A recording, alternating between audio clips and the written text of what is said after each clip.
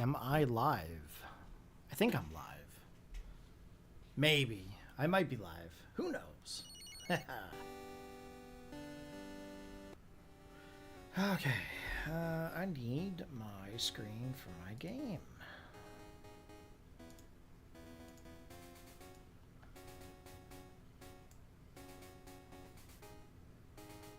So it is Friday night. Pretty late on Friday night, mind you. We are just getting into the stream here for the day. I ended up taking the day off from streaming this afternoon and early evening to go see Insidious and also Spider-Man. So, 2 movies back to back, and as my proof, I still have my drink. My free refill. So, we are going to do a little bit of streaming here tonight. I'm not sure exactly how long we're going to stream for. But, hey, Emily, how's it going? Woohoo, the weekend. Whoop, whoop. Put your hands up in the air. Anyway. I'm not sure exactly how long we're going to stream for, but I'm going to stream for a little while. A few things I'm going to do here. We're going to stop the hunt for the metal coat. Just for the time being. We're going to go look for the Yanma. Once we get Yanma caught, it is a 1% chance. We are going to go and breed all of our EV. We need 5 EV. Well, technically 4 EV, because we already have 1. And then I have a feeling we should go up against Morty again. See if we can actually take Morty this time. And what else? Hey, how's it going there, Creeper Tom? Welcome to the stream. Glad you could join us. Hey, just thought I'd stop in. I gotta go to bed. I gotta be up at 3 in the morning tomorrow. Hope everything goes well tonight. I'll be in the stream maybe tomorrow or whenever you're live again. Right on, dude. Have a good evening. Enjoy your 3 a.m. wake-up call. I know what the 4 a.m. is like, so I can only imagine what the 3 a.m. is like. So good luck to you, sir. What's going on there, Emily? What are you up to there tonight? We are starting extremely late here tonight. I did go see Spider-Man, and I went to see Insidious as well. I did a double feature movie experience. So I'm at first when I got home, I was like, well, I got my free refill of my popcorn and I've got my free refill of the drink, and I'm like, I gotta look after that. So anyways, I put that into a container, and I've got the beverage here, right? So I'm like, you're also in bed. Oh my gosh, everybody goes to bed early on a Friday night. I can't really say anything. I'm usually snoozing anyway. But yeah, we're going to try to do a few things here. I've got to get at least a little bit in for a stream there today to say that I've been doing it consecutively, right? So definitely want to make sure that I'm covering all of the bases. But yes, woohoo to the stream, to the weekend. Anybody have any big plans for the weekend? I don't. I don't have any big plans. I did all my plans today. I did exactly one of the things that I wanted to do while I was off on vacation, and just so happened I ended up getting a second movie out of it, which was pretty cool. I won't say anything. I won't spoil anything, but highly recommend if you haven't seen Spider-Man. You definitely want to go see it. Insidious was pretty good too. They started like a whole new chapter. It was like pretty neat. But yeah, we are gonna look for this Yanma. It's a 1%. It has evaded us so far. Now, for those that have missed the past stream, we did go through, we found a Magnemite. We ended up catching 4 Magnemite, and one of them had the metal coat, so it was actually pretty quick for us. We ended up getting Scizor to evolve, and it's in our team here currently. Emily says play Insurgents and do errands. Yeah, Saturdays are usually good for errands, that's for sure.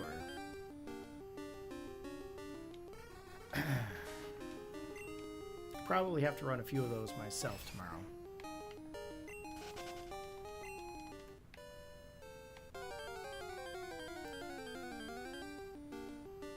back to work on Monday. As most people are, probably. So, I got some updates in regards to the GB Link. So the GB Link V2s now have the capability of battling and trading Gen 1 and 2 now. I'm actually pretty excited over that. I am going to be testing that out sometime within the next little bit. Now, to my understanding, they have a bunch of like Python scripts and stuff like that that have to be run, but eventually it'll just be browser Java plugins, so it won't be a big issue with configuring. But I am excited to try those out there tomorrow, or I could have tried them tonight, but I figured the stream was more important. If you guys don't know what the GB Link is, the GB Link is a device that connects to your Game Boy Color or your Game Boy Advanced. Connects through the link cable port to your PC, lets you battle and trade Generation 3, console to console, or console to emulator. So this is a pretty cool device, and the fact that now they have it capable of doing Gen 1 and 2 to console, or Gen 1 and 2 to emulator, this is a big tool right here. Now, the funny thing is, I got home, and I went upstairs, and I was like, I'll just lay in bed for a little bit, you know. I had a lot of popcorn. Like, I ate a large popcorn, and I ate a regular popcorn. And I've had a lot of pop today. I haven't really had anything else. I think popcorn is now a food group. But I was like, I'll just go lay down for a little bit. You know, you're a little bit nauseous or whatever. And I turned on YouTube, and the first thing I saw was this video. And this video was about Pokémon Bank shutting down. And this is one of the vidIQ guys, and I'm like, that's a little bit odd. Like, this vidIQ guy is reporting on Pokémon Bank. What is going on there? So anyways, I watched his video there, and he was talking about how, you know, they're taking all these physical copies away, and they're giving you the ability until, you know, February to pop them up. So I'm thinking to myself, okay, well, why is this guy reporting on this? And then he reminded me of something. A while ago, Nintendo patented a second screen for the Nintendo Switch 2, and it connects into the USB-C port on the top of the console. So I'm thinking to myself, that's interesting, and he's going on about it, and I'm like, I never really thought about that. And the fact that they just put Fire Red and Leaf Green already on the Switch, we already know that Ruby, Sapphire, and Emerald are coming in October. But the interesting fact is, they're shutting down Pokémon Bank on Pokémon Day. Now, what do you think they're going to be planning on Pokémon Day? Well, this YouTube video went on and started talking about how they might be re-releasing every game for the Switch. Kind of virtualized, like how they're doing now with Fire Red and Leaf Green. And the fact that they had this patented screen, it kind of makes you wonder, well, are they going to just automatically announce all this stuff? And just direct home connectivity? Oh, I gotta see what it says. Yeah, exactly, Emily. Uno reverse. So, it kind of makes you wonder, is that what they're truly planning? Plus, I mean, if you start looking at the actual physical consoles and hardware and games and stuff, people are making a pretty penny on eBay with it, just refurbishing these things. So I'm thinking to myself, you know, if I lost a cartridge, okay, like let's say if I lost my Pokemon Emerald cartridge, I'd really have no way of replacing it unless I spent like close to $200 on replacing that one cartridge. So then I'm thinking to myself, this is starting to make a lot more sense. Are they doing this to combat the aftermarket value of these Pokemon games? And are they trying to give everyone the opportunity to play these games on newer hardware? I'm interested to hear your guys' thoughts. What do you guys think? Tell them you want your Pikachu in a dress? I think you can tell them that yourself. I think there's a support option for Pokemon Home. Pretty sure Pokemon Y cartridge is toast. Uh oh. That's not good.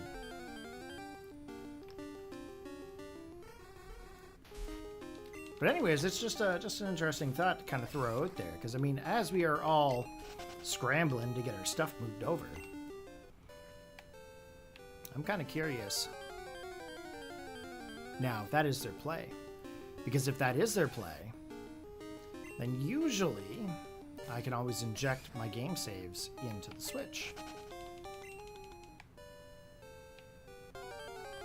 Okay, come on, Yanma.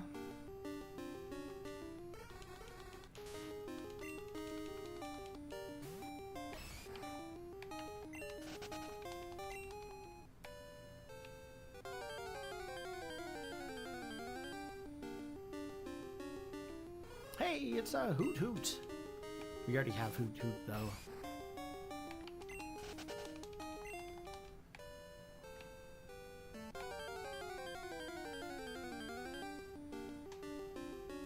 We are looking for that 1% Yanma, though. Just gonna take my headset off.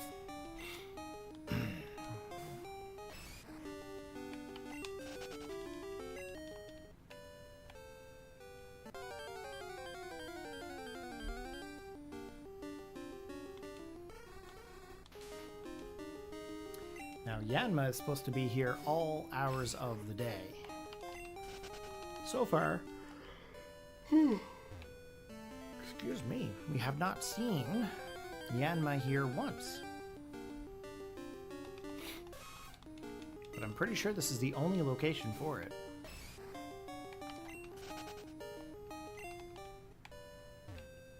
Oh no, your game goes to the error screen. Well, that's not cool.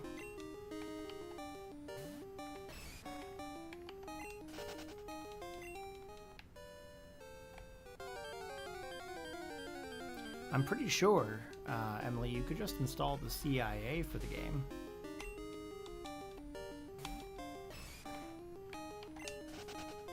And that way you would have a copy on your console. We modded your console, right? I think we did. Pretty sure we modded it.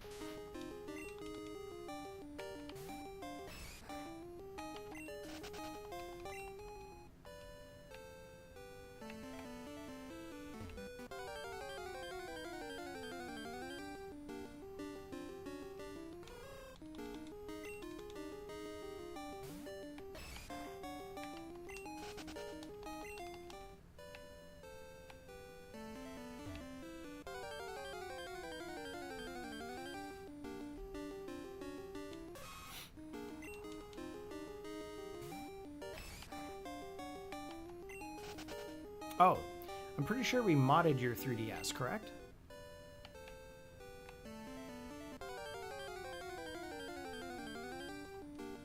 Because you can always install the CIA of that game. I also learned that apparently if you don't have your digital downloads downloaded from the store, you can always re-download them. Apparently anything you purchased you can re-download, which I thought was kind of interesting. Yeah, there we go. So we can just install it on the other game, on the other console. But yeah, anyways, this other YouTuber that I was listening to, this vidIQ guy, he was all like, oh yeah, I'm using like Open Bank and all this stuff. And I'm like, everyone right now is going crazy over this Open Bank, but they're not seeing the biggest picture here. Not seeing the home tracker thing, and that's a big issue right there. Not having the home tracker is a big concern. Let's see here, Sarah B.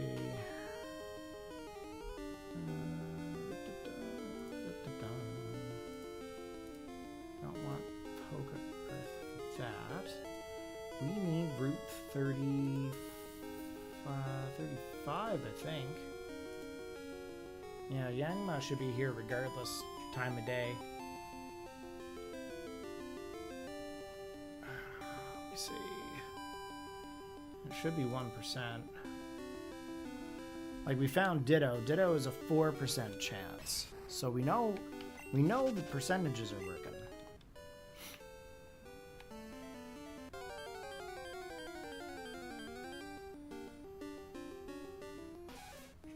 Oh my gosh, Emily, you need to start finishing some of your games. Hi. You gotta start finishing some games.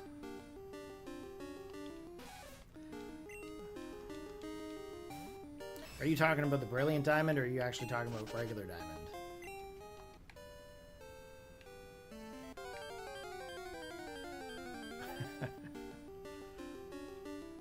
Brilliant Diamond is actually a really good true remake. I don't know why it gets so much hate, to be honest. There's so many people that hate like Brilliant Diamond, Shining Pearl. And that I don't understand. That doesn't make any sense to me. It's exactly like the original. Few enhanced features, mind you, but I mean, it's just like the original games. A lot of people really didn't like the chibi trainers either. And that kind of got me, because I'm like, they've pretty much all been that for the longest time.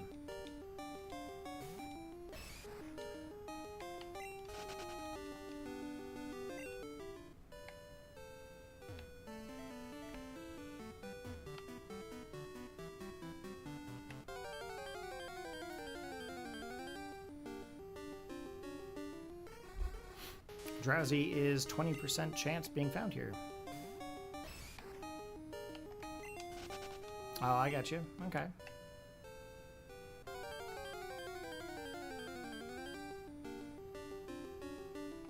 All I know is that you really liked Ultra Sun and Ultra Moon. Or Sun and Moon. I can't remember which one.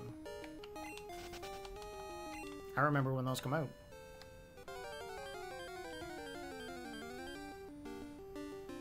Though I can't remember which one we were showing up to for the release day. I can't remember. No, items do not transfer. Items stay in their host game.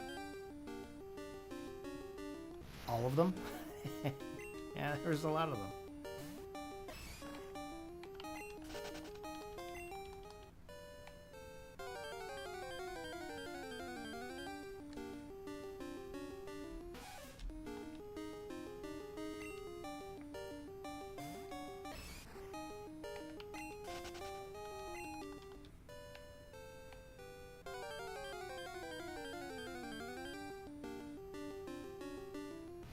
Abra is 10% chance. Apparently Hoot Hoot is 5%. Who knew?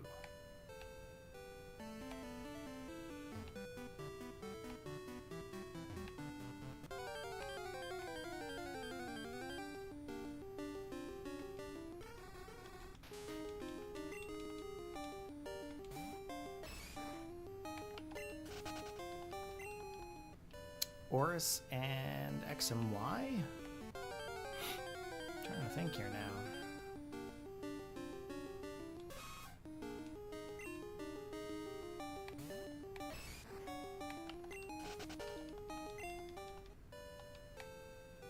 You really like the SOS chaining in Gen 7?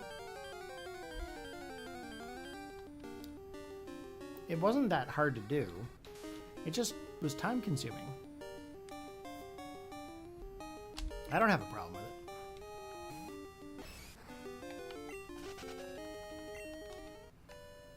it.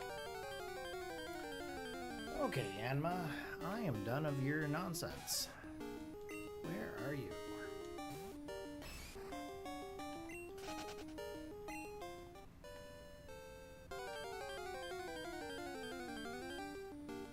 Those are the old gens you like?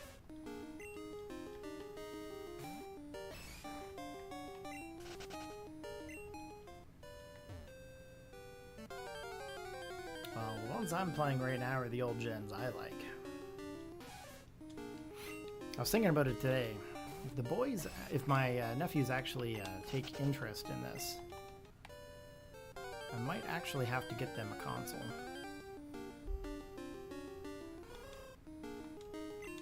I was pricing some consoles with USB-C charging in them. And I'm like, it might be better just to get the DS Fats or something. Something that have batteries.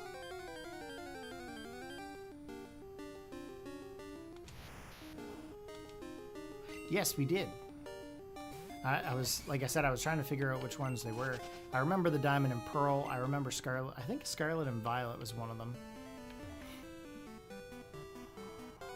I don't remember if Sword and Shield. I can't remember if we met up for Arceus.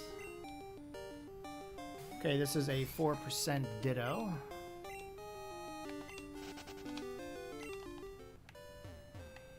We are looking for 1% Yanma.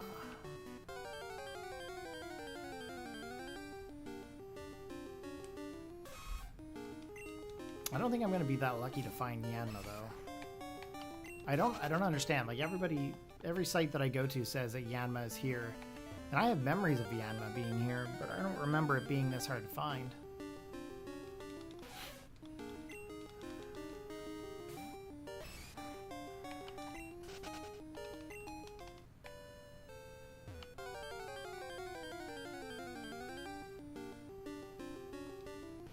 It's just going to pop up at some point, I think.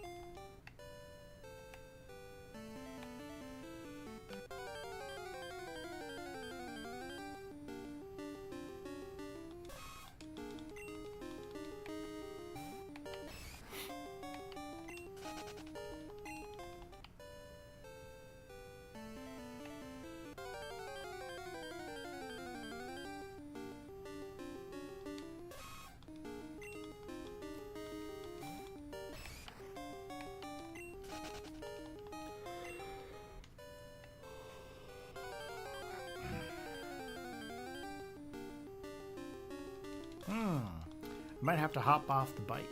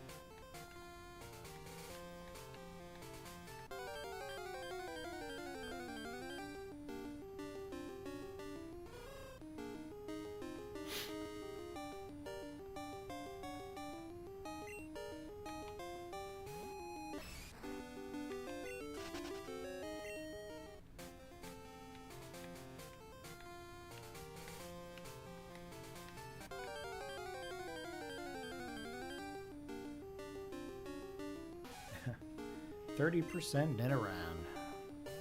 Boo. We want Yanma.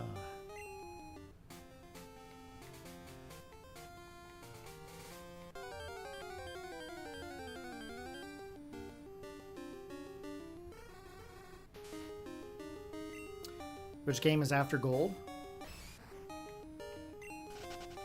I think we're going back to blue after gold.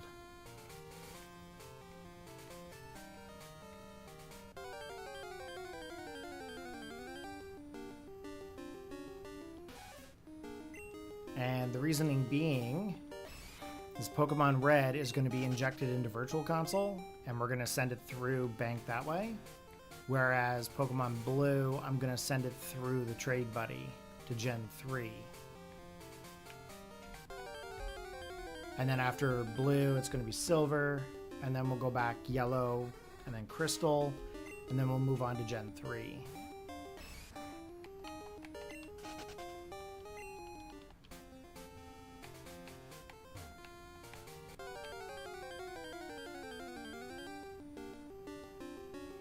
Some people said that I should just go right to Gen 3, do Gen 3, and then do Gen 4 after that. And, I mean, I understand why. I mean, realistically, there's really no point in me going through and doing multiple runs through Gen 1 and Gen 2, but to me there is. Each game is different. I mean, technically they're the same, but to me they're different.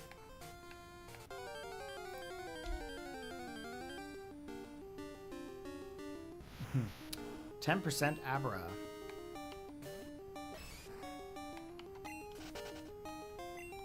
I think so. I think it's a good plan. I think it is.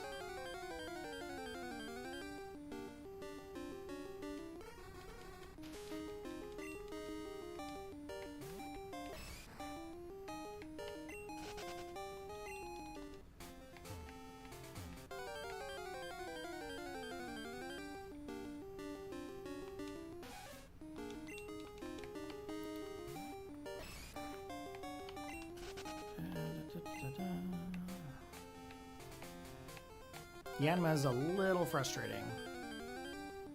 These 1% Pokemon. Am I going to be doing Fire Red and Leaf Green? Yes, I will be doing those as well. And the reason I'm going to do those, I'm going to do those on physical cartridge. And then I'm going to inject them into the virtual console on the Switch for Fire Red and Leaf Green.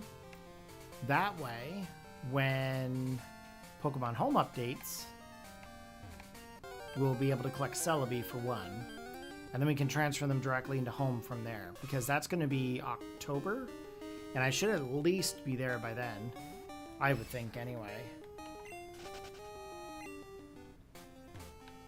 We'll be able to directly transfer those into Pokemon Home by then, and I'm thinking I might, depending on the timing, I might do Ruby, Sapphire, and Emerald the same way. I might inject the saves into the virtual console and then transfer them that way. It would be a lot easier than going through like all of Gen 4, 5, all the way up, right? So depending on the timing and what gets released when, that's probably when we'll figure it out. But the cool thing is that anything that goes through the Gen 3 Virtual Consoles to Home, they'll have the Game Boy Advance mark. But I don't think any of the past pokes, like event pokes, I don't think they'll transfer, so I might have to do those differently. Which I don't think I really have too many event Pokemon in my old cartridges. I'm not sure. It's kind of a weird afterthought.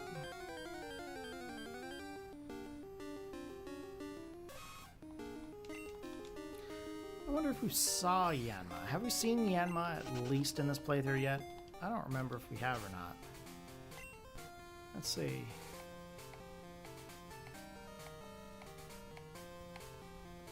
I don't think we have.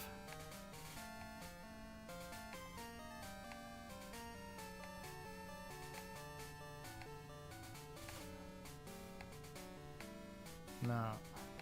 We definitely have not seen it yet.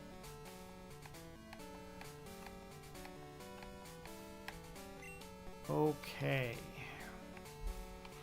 So we're just gonna chill here, guys, until we get Yanma. And then, like I said, we'll then start breeding some Eevee.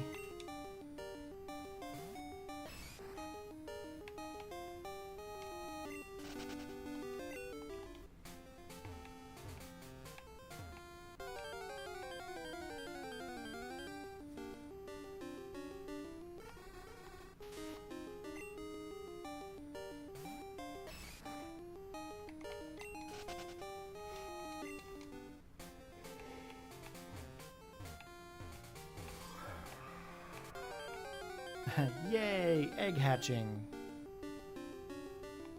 And their steps are like crazy.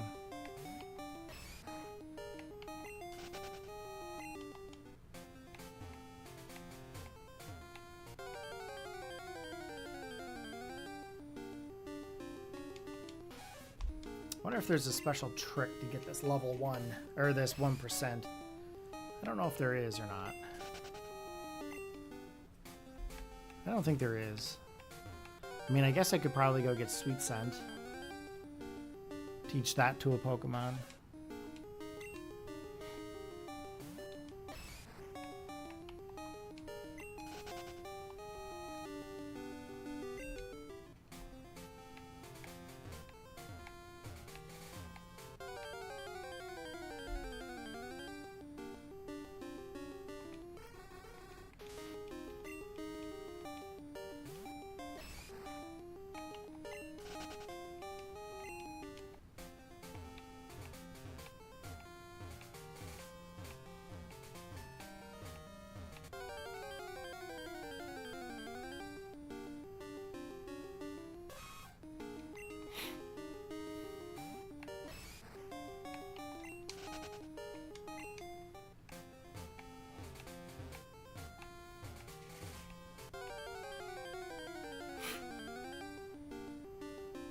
There we go. Haha. Yanma. That makes me extremely happy to find this Pokemon.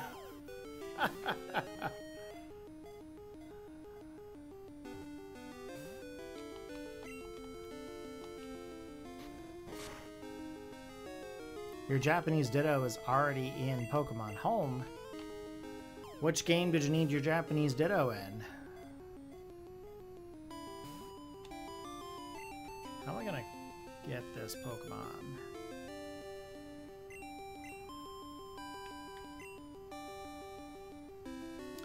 I didn't think of that, did I, Corey?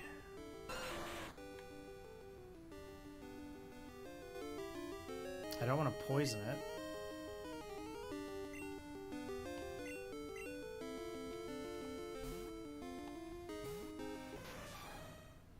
Emily, you can just, you can PK Hex one in if you needed to. I don't think Pursuit will kill it. Maybe I should just hold off. I'm just gonna try the balls for a while. Wonder what the catch rate is of this sucker. This is gonna be stupid. 75 capture rate. I mean, that's still better odds than Kangaskhan.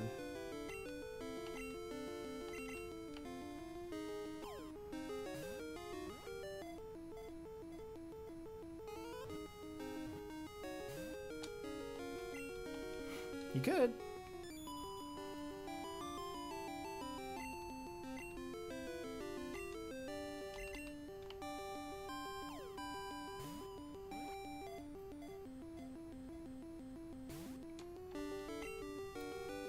I don't know. Do you guys think Pursuit will kill this thing? I don't want to kill it. Maybe I would have been better off with Machop's Seismic Punch, or Seismic Toss. Oh, we are good. Okay, we can totally catch this thing.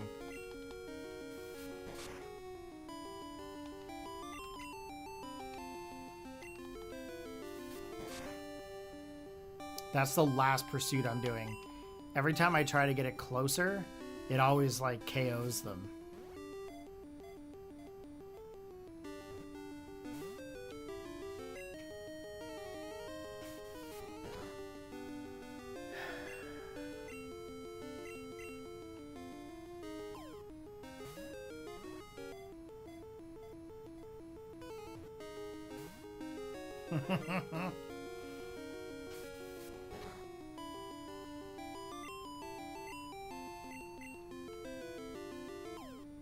It took so long to find this too.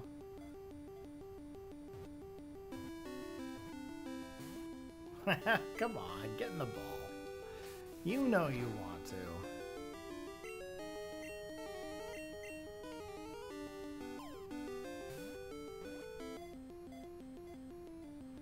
I need Full Swipe?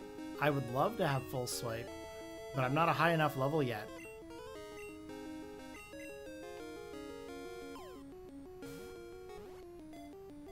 I think it's a TM though.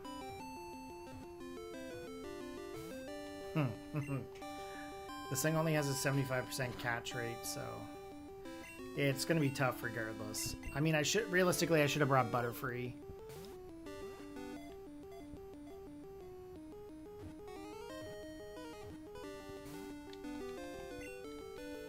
And I don't want to do another pursuit or I'll take him out.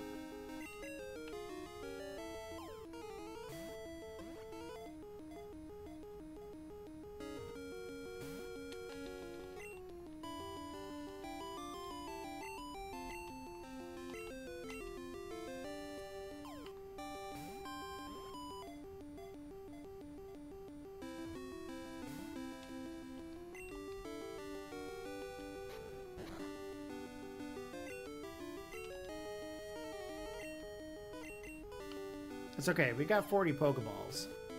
I don't mind wasting them on this. There we go. Okay, let's take a look at the dex for Yanma. If it flaps its wings real fast, it can generate shock waves that will shatter windows in the area. Okay, no nickname required. We're gonna save because I don't trust myself. Okay, next up, we're gonna go get some Eevee. Now, I don't know how much money I have. How much money do I have here? $746. I don't know if that is going to be enough. Hey, Westside, how's it going there, dude? Welcome to the stream. Glad you could join us. How did I get Scizor? Well, I went outside of Ecruteak City, and I caught up to 4 Magnemite, and one of them had a metal coat. So I attached the metal coat to my Scizor that I got from the from the bug catching contest yesterday, and I traded it to another Game Boy and traded it back. So we got ourselves a level 16 Scizor, and I was going to do that again today, but I was like, I don't really want to go hunting Magnemite right now, so I focused on the Yanma. We were going to go find another metal coat for Steelix. I thought that was going to be a great idea.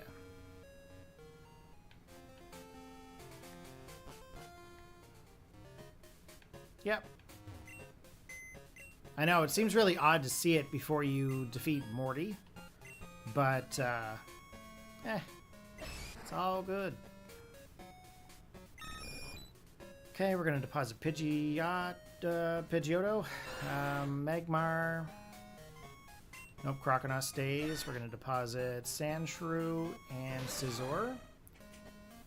We're gonna withdraw, I think it's box 2. I think it's box 2.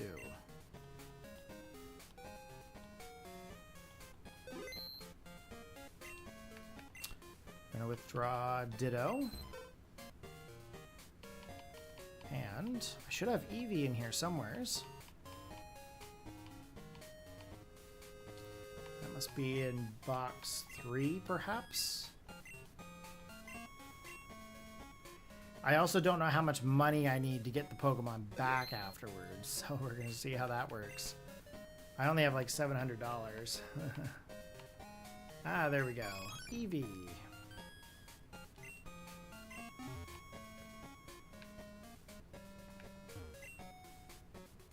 I'm the daycare man. Do you know about eggs? I was raising Pokemon with my wife, you see. We were shocked to find an egg. How incredible is that? So, want me to raise a Pokemon? Okay, this one's gonna get Ditto. Or, this one's gonna get Eevee. The wife is gonna get Ditto.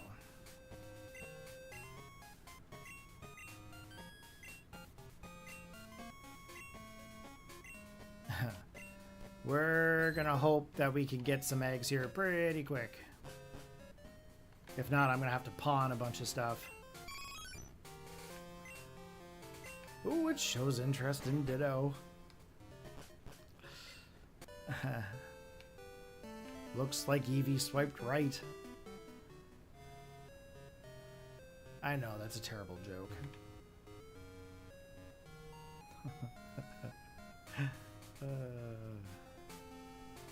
Eevee's like, oh, hey, look. It's a Ditto. Yes, please. So we need up to 4 eggs.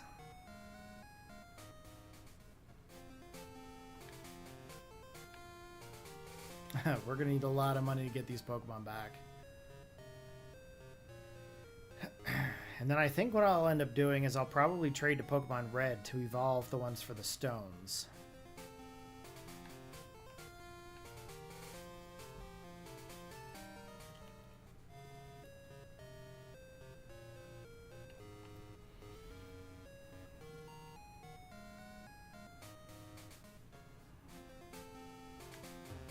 Oh, this is going to take a while. Did you guys know that Shiny Yanma is blue, green, and white? That's pretty crazy.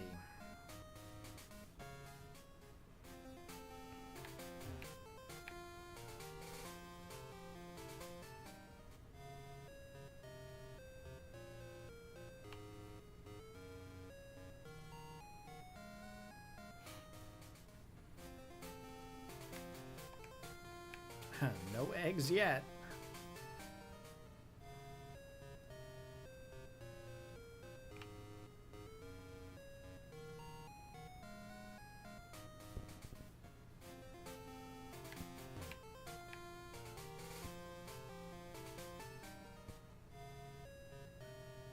Excuse me.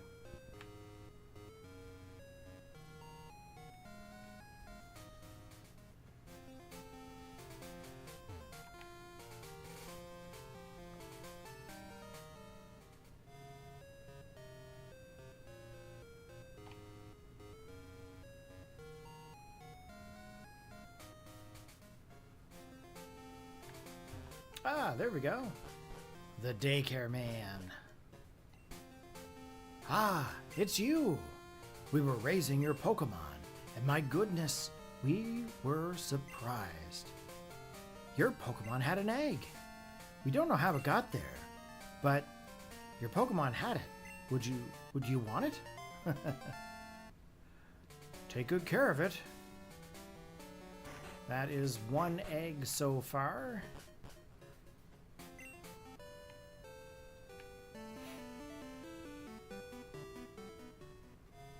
We're going to keep going. We need 3 more eggs. And then, of course, one of the Eevee that we already have, we can actually just use a stone on.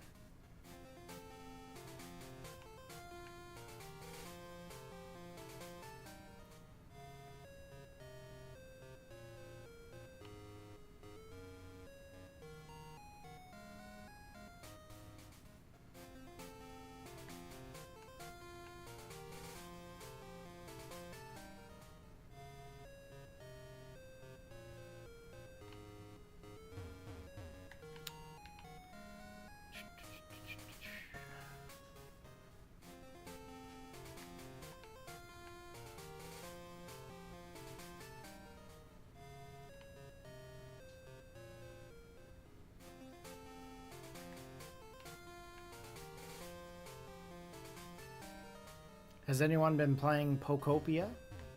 Or the expansion of Pokopia?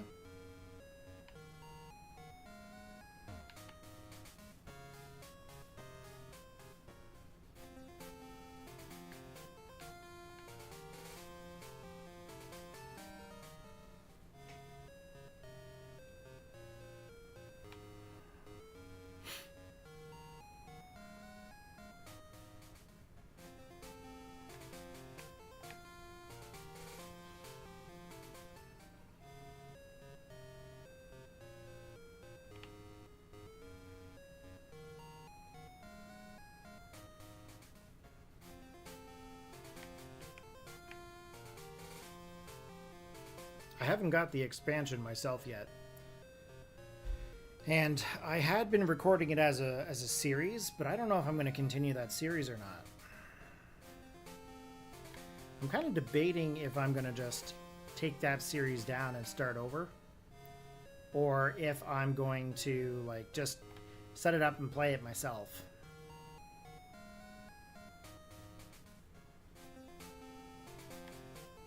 I find that I'm always recording stuff, and then I have a hard time getting the stuff put up. So I'm debating on if I should just stream it if I'm gonna do stuff from here on out. I don't know what I'm gonna do. I'm not really sure. To my understanding, I think there's also a tournament this weekend in Pokemon Champions. So your Pokemon Pearl is only 6 hours of gameplay. That's not bad though. You must have something in there. You should really try to finish one of those. They're lots of fun. I mean, Diamond and Pearl were like a great game to get. Platinum is even better, just from an expanded story aspect. And the Distortion World. I love the Distortion World. And that is something we have not seen ever again since Pokemon Platinum. 10 Pokemon scene. I got you. I got you. So it's probably not something you're going to carry over.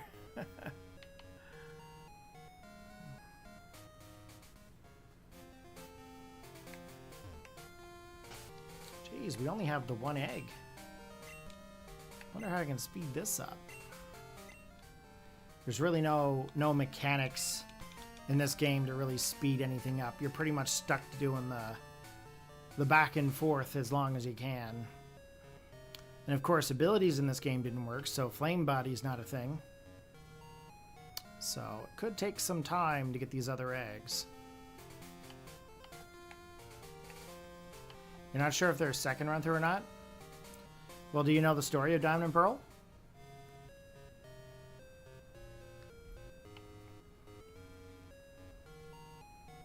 I'm assuming you've probably seen like ROM hacks and things like that of them. Actually, there was one game that I really wanted to play through as like a Nuzlocke, and it was Luminescent Platinum. A long while back, that group that made that hack reached out to me because they wanted me to do a full playthrough of it. And I never did get around to doing it. They wanted me to cover everything in it. But they kept adding things and kept changing things. And with me, I like to have a game that's like fully complete, that I don't have to like keep patching and stuff. So I was like, I'll get around to it when I get around to it, kind of thing. But I hear it's a real hard challenge for... Ooh, another egg! I hear it's a real hard challenge for a ROM hack. Or for a Nuzlocke. Dialga? Is that the one you were thinking?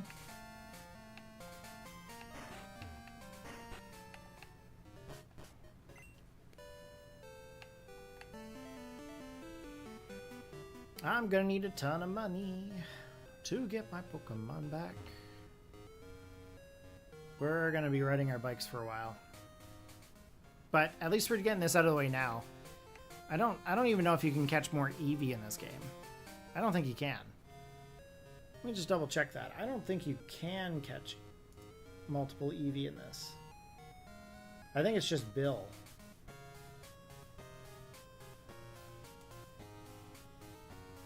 Yeah, it's just the Goldenrod City. That's right, Giratina's from the Distortion World. Dialga is the legendary Pokemon of Time. And Palkia is the legendary of Space. Spaced, Time, and Distortion. And then, of course, you know Arceus. He's apparently the creator of everything. I don't think so. I think it's Rhydon. I think Rhydon is the OG here. There could be a huge debate. There could be a huge debate right now. What is the first Pokemon? Arceus, Rhydon, Bulbasaur, or Mew? Those who know, know. They're all number one.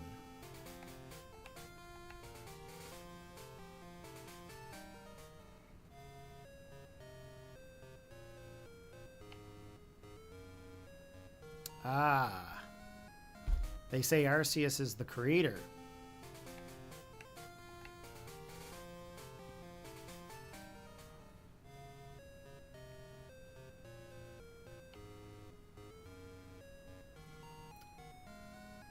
But if Arceus is the creator, and Mew has the DNA that all Pokemon came from, then explain Dialga, Palkia, and Giratina.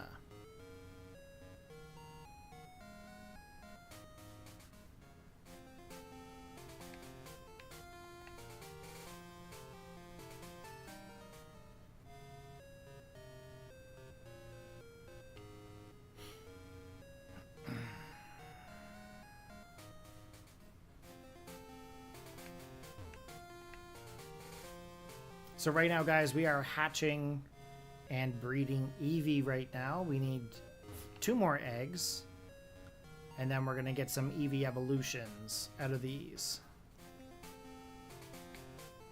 I think the parent Eevee that's in the daycare right now, I think it's level 20, I think. I might be wrong. I can't remember what level it is. I feel you get it at like level 20. Could be 15 too, I don't know. I don't think I ever really checked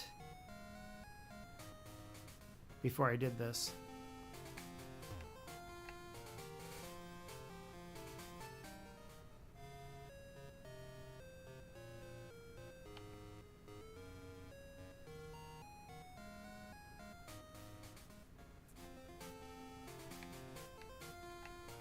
I'm really glad, though, that I didn't shiny hunt for Eevee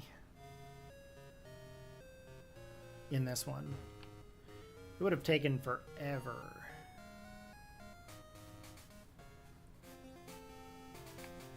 I know there's a guy in the SPT Discord, Tyler. Tyler's been shiny hunting in Pokemon Crystal now for like 2-3 years. And he found another shiny there the other day. What was it now? He found Teddy Ursa. He's trying to get them all done. He's been posting his journey in the Discord. It's been pretty good. He's been trying to challenge me to do some shiny hunting, and I've kind of turned it down a little bit just because of the time it takes to do it. Besides, if I'm going to do it, I'd like to do it with you guys on stream, right? But shiny hunting is not my thing. I get easily irritated and frustrated with it, and I get really bored of it fast. So if I do it, it's got to be in a game where it has like really good odds.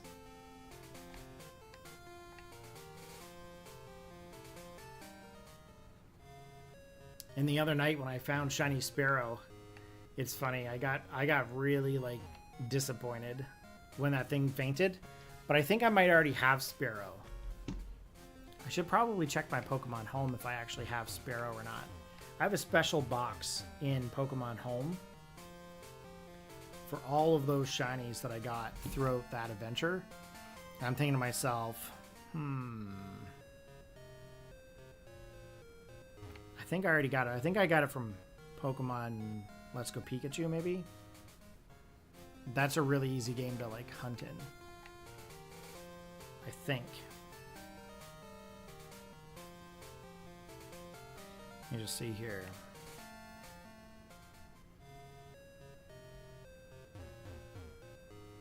I think I have that one. Let me see. Nope.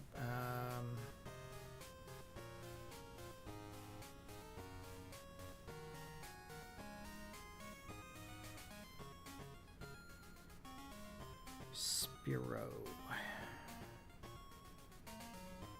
There we go. Yeah, I do have one shiny Spearow, and it's in that box. So, in reality, I don't really need to worry too much about finding shiny Spearow.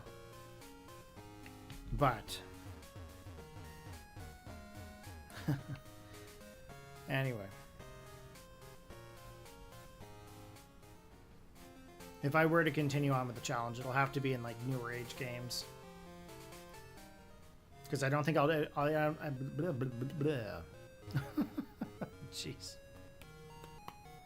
I don't think I'll be shiny hunting anytime soon.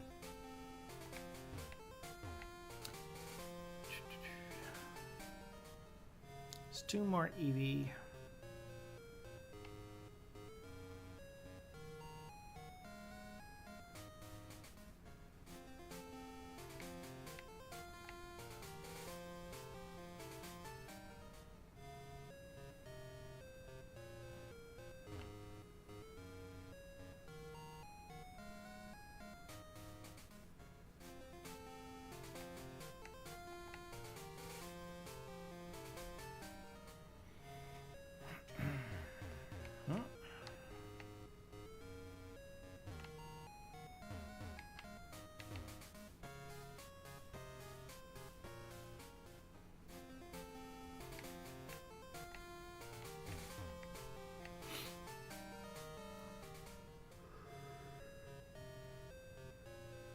Excuse me. Okay, we are an hour into streaming almost.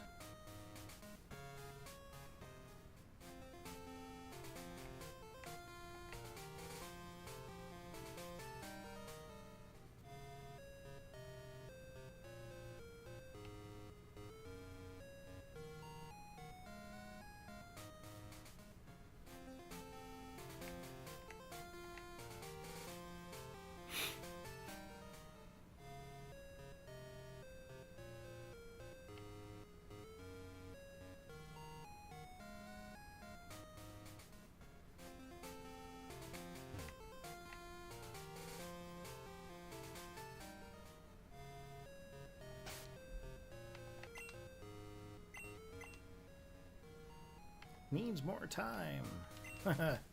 Wait, what'd that one say? It needs more time. Okay, lots of time. I don't even know how many steps it takes to hatch Eevee. Oh my gosh. 8,960 steps. Sheesh. That's a lot of steps. 8,960.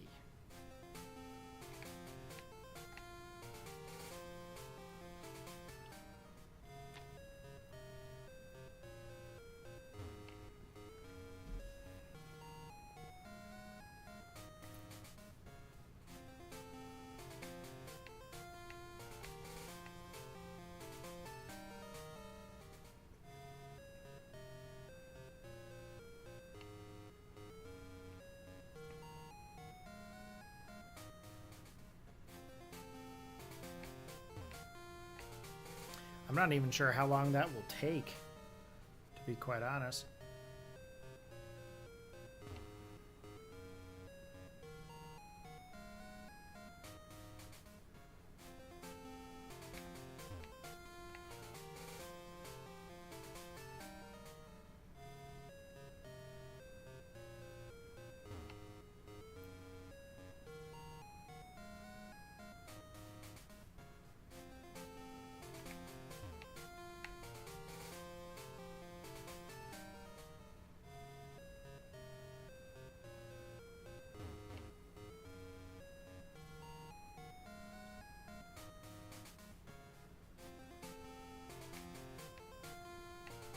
Not sure why we're not getting any more eggs, though.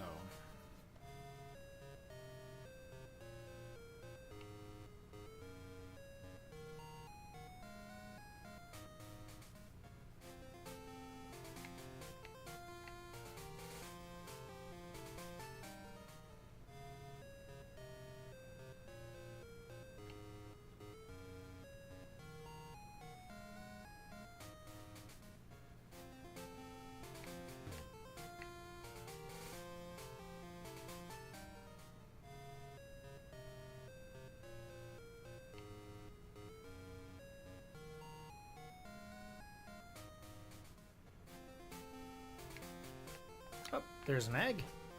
That one took a while. So we just need one more.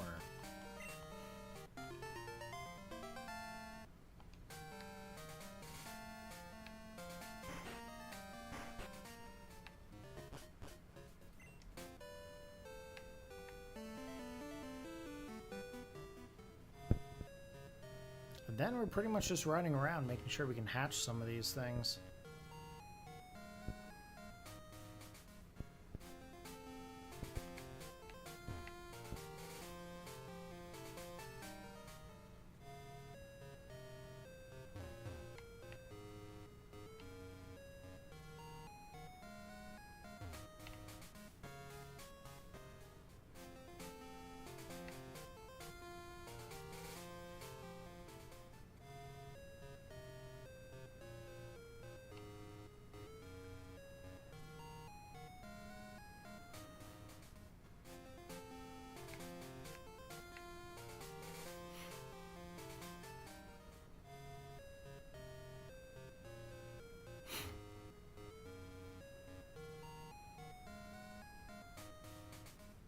Hey, what's going on there, Astral?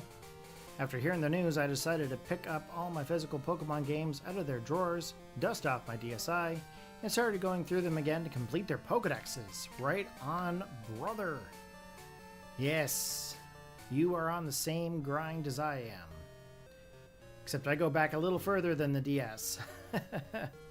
But awesome to hear that you're doing the same similar grind. I think that's great. Definitely join in with the stream with us. Hang out with us and we'll all do this grind together. What game are you currently playing?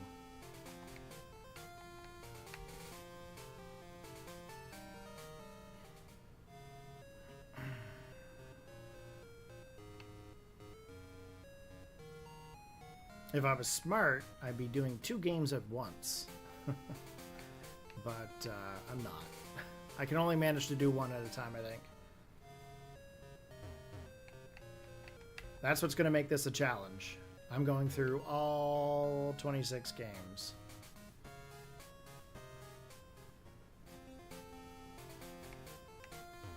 And I'm going to transfer every dex, too, I think.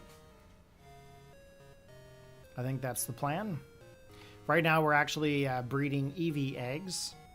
So that way I can get all the Eevee evolutions. We're also right before Morty. We haven't battled Morty yet. And I think my favorite catch right now would have to be the fact that we've got Scizor already. We got Scyther in the bug catching contest there yesterday. And I was lucky enough to catch a Magnemite with a metal coat last night. So that was pretty good. So we traded it over to the other Game Boy, and sure enough.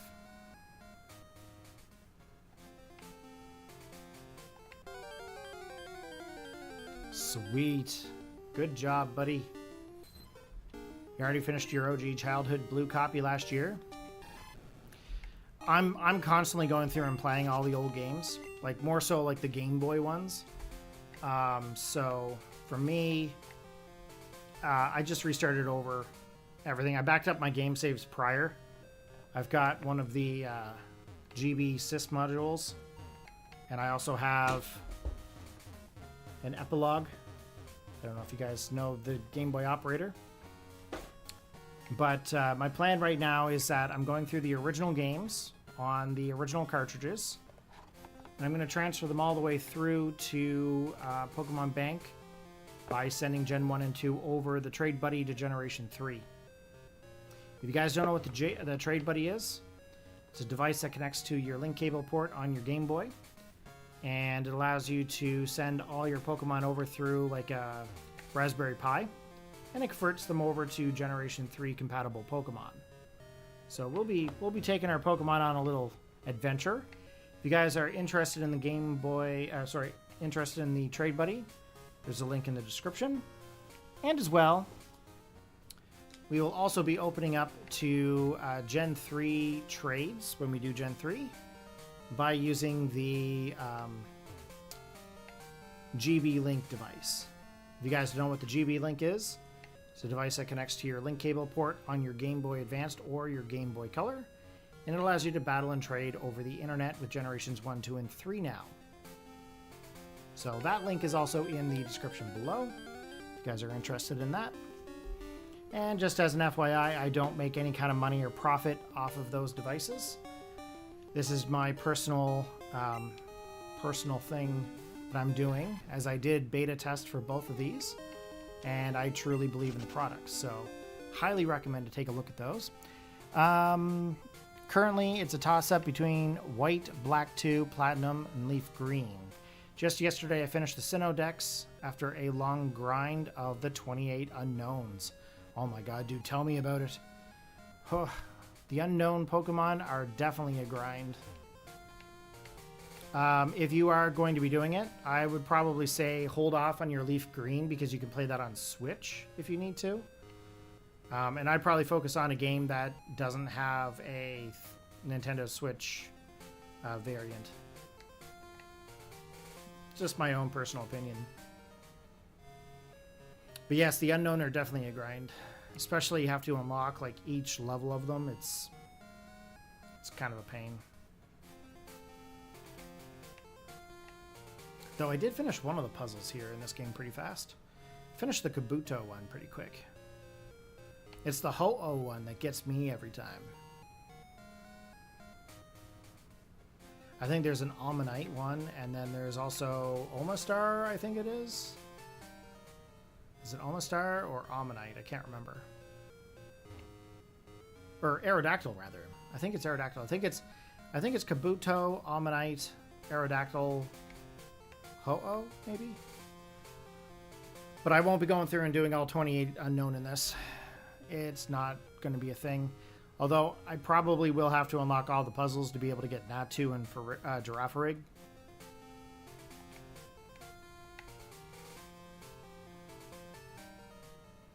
I would definitely love to be able to play through Sinnoh right now. But I got to get through Johto and Hoenn first. Ooh, we got an egg hatching. That's exciting. It's only 8,960 steps.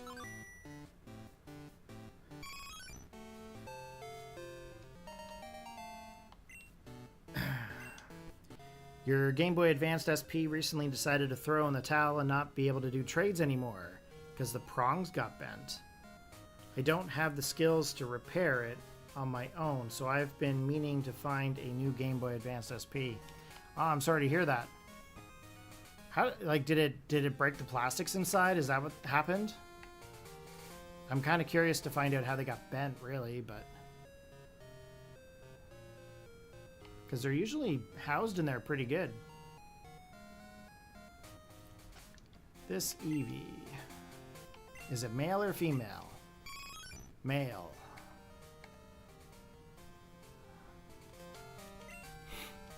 That's cool. Is there another egg here for us? Nope. We're basically trying to get 4 eggs, and then we're going to get our main Eevee back. And then once we hatch them, we're sending them over to Pokemon Red that we just finished. It took 27 hours to get the entire dex done. But I'm in a spot where I can evolve Pokemon with stones. So we are going to get some stones.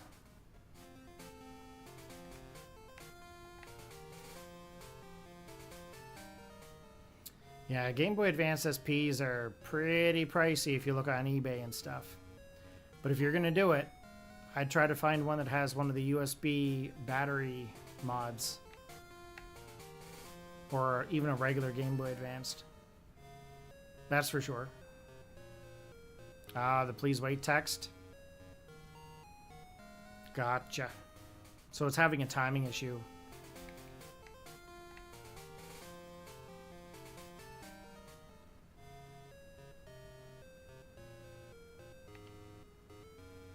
The connections probably just need to be cleaned. Like, when you look in the port, like, they're not physically bent, right?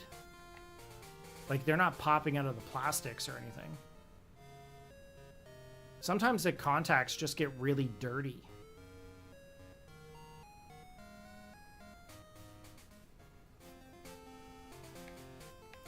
You might just have to get the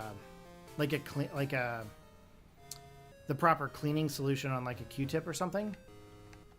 And then just flatten out the cotton and put it in. That's what I would do. But that's me personally. Don't take that as actual like advice. I'm sure there are methods out there that are more proper than that. Could also just be dust and stuff caked into it. You could use like compressed air too. Compressed air is pretty like high pressure, so it can like clear off any kind of like dust that might be stuck in there or caked on dust. Like at least a top layer of it, and it might fix it enough where you could use it.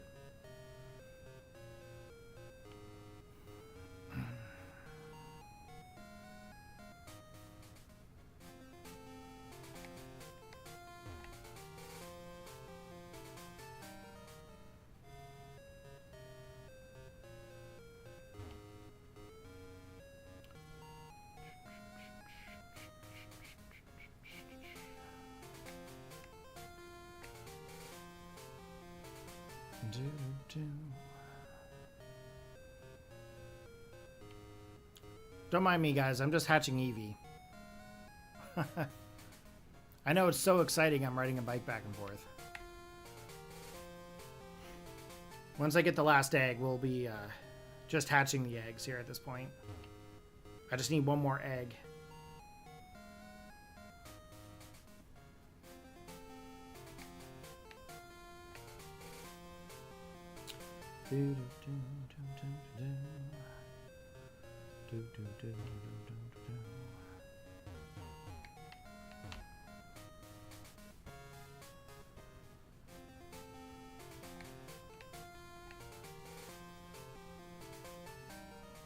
Yeah, I was pricing out some Game Boys there for my nephews.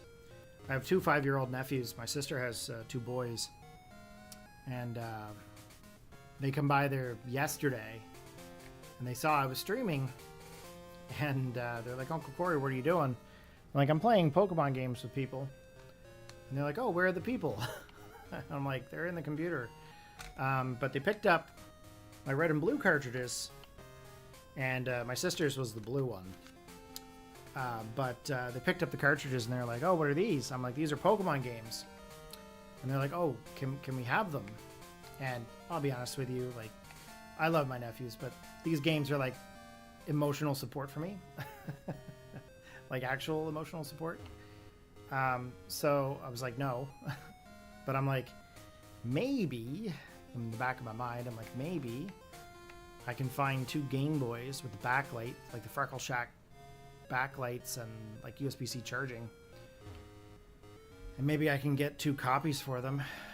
And I looked online, and they were like a lot of money. Like the Game Boys were like $200 a piece, and the games were almost $100 bucks a piece. So I'm thinking to myself, I can't justify spending $300 each on that. So I'm thinking to myself, that's not gonna work. But I think there are some like emulated devices that would be far cheaper that I could maybe load them onto. Now, mind you, am I supporting emulation? Not really. I'm just thinking, you know, if it's like, you know, 50 bucks for a device and they break it, it's not a big deal. But I don't think my sister would appreciate me giving them that kind of thing. They don't have any kind of video games of any kind. I think my sister still has the Super NES Classic that I modded and put a bunch of our childhood games on and whatnot, because I have the actual console out in a container out in the garage. But anywho, hey, look, it's another Eevee. They did cross my mind today. I'm like, I should probably look into that, see if that'll work out. Okay, so we got 2 Eevee so far. We have one more. We have 1 egg in our party and 1 more to come. I'm probably going to need a lot of money to get the Pokemon back from the daycare. And I don't think I have that money, so I'm going to have to like start selling some items. I'll try dusting it and cleaning it, but it'll be a while for me to test because My friend is busy these days, so we can't settle on a day to try it again. That's all right, man. Like, I'm just giving you suggestions. I'm not saying you have to do this or like report back or anything. You try it out whenever you want. Those are just my suggestions. I've been repairing computers for like 20 years, right? So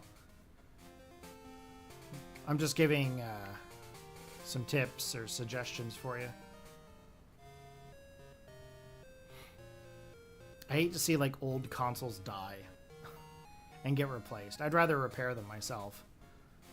I have a Nintendo GameCube here I bought the year it came out, and it had sat in storage. Okay, like I have containers that they sit in, and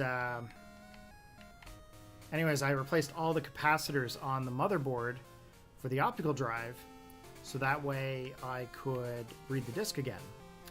Divine for Aura, how are you playing Gold here and streaming it? Are the first 2 gens just for the challenge, since I don't think they to Gen 3 Plus? So first of all, naturally, no. Generations 1 and 2 cannot go to the Gen 3. How am I playing this? I'm playing this actual physical cartridge right now on an analog pocket. I'll disconnect it here to show you. So this is an analog pocket device. This is a device that can be docked, and I can output the audio and video over HDMI. So that's how I'm playing it right now, because obviously my Game Boys can't output audio and video. I do have another device, which is actually known as a Game Boy Advance Consoleizer, and I'll show you that here. This is how I would normally play my games. As you can see, this is actually a real Game Boy Advanced inside here. But this also outputs audio and video over HDMI as well. However, my preferred method right now is the analog pocket. Now, to transfer Pokemon from Generations 1 and 2 to Generations 3, there is a method for it. It's called the Dr. Dub's Trade Buddy. It's a device that I had helped the developer with beta testing for over a year.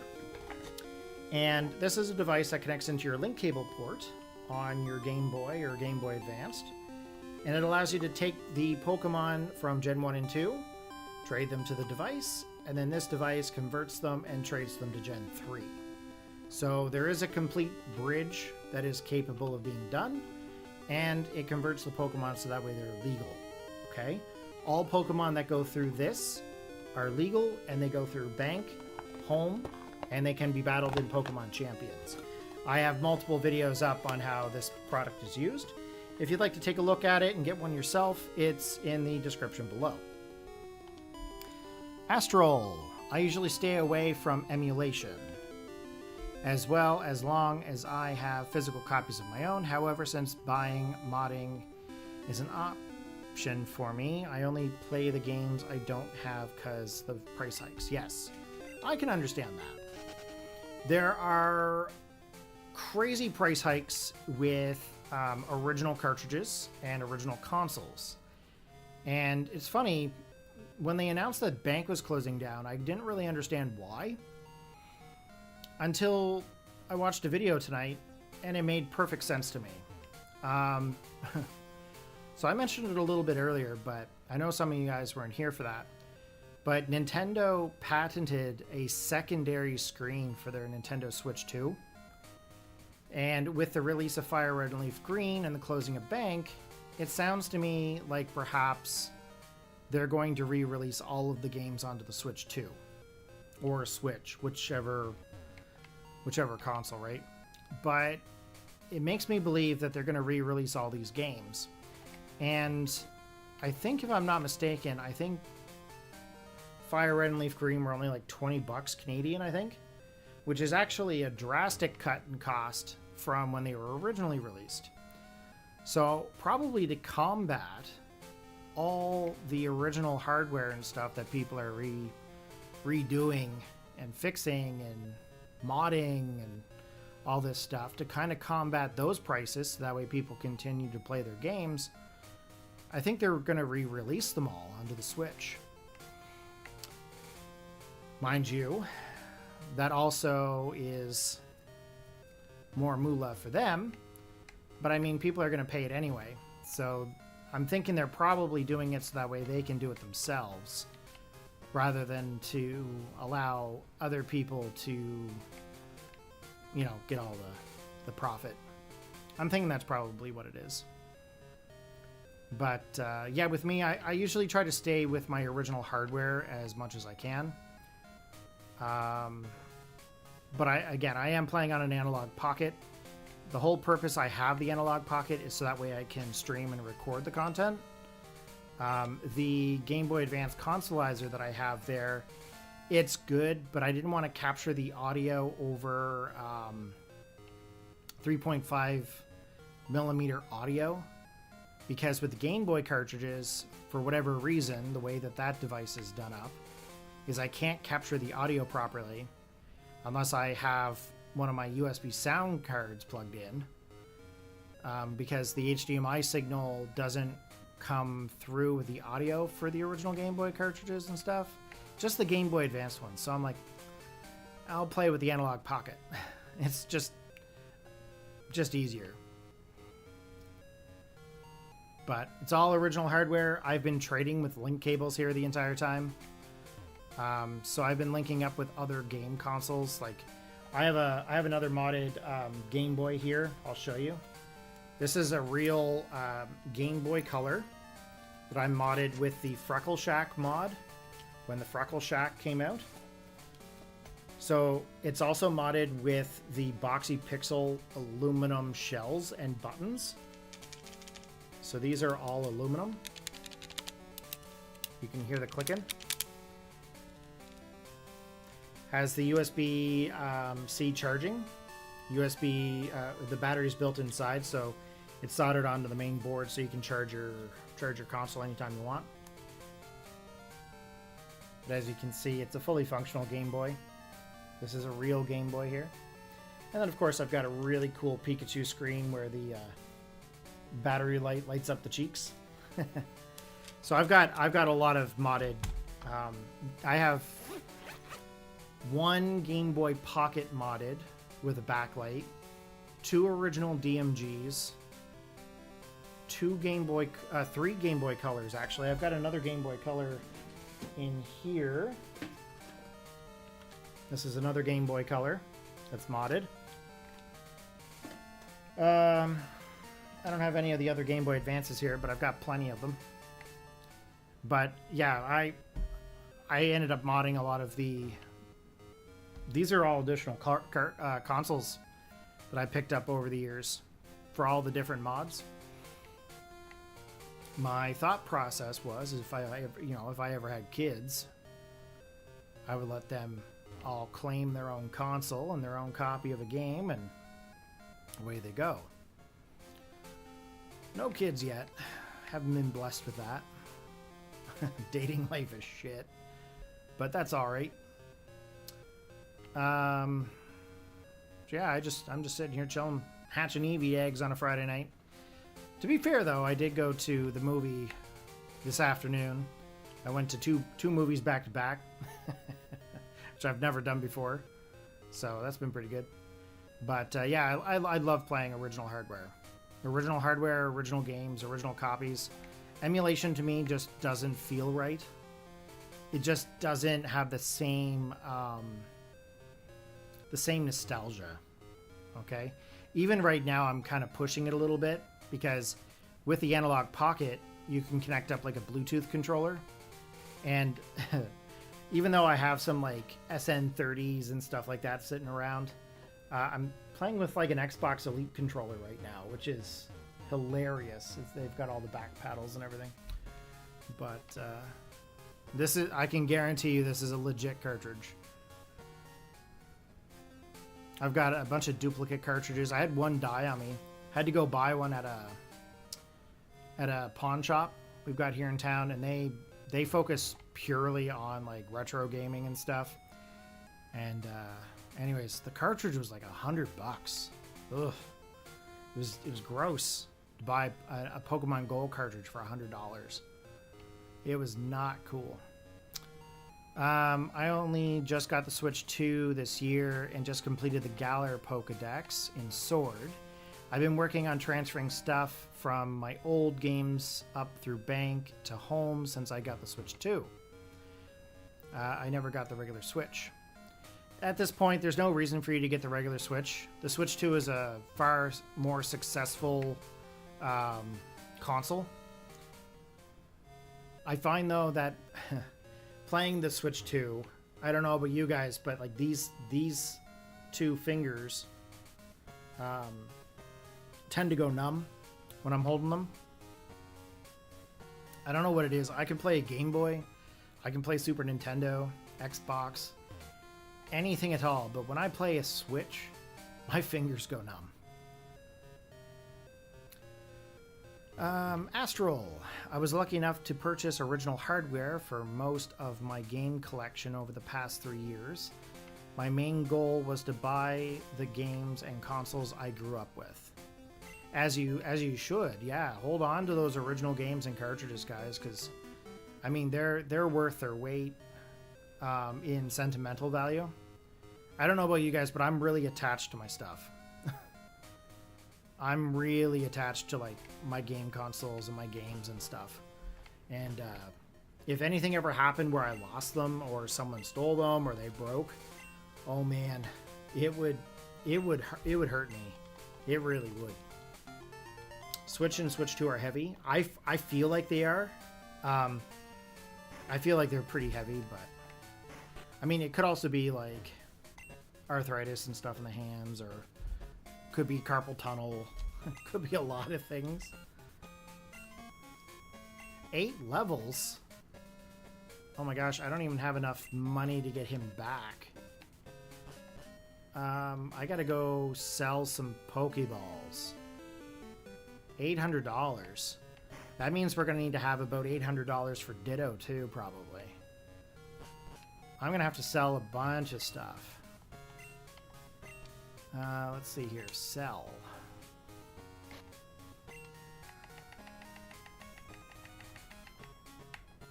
I'm just gonna sell 18 Pokeballs for now.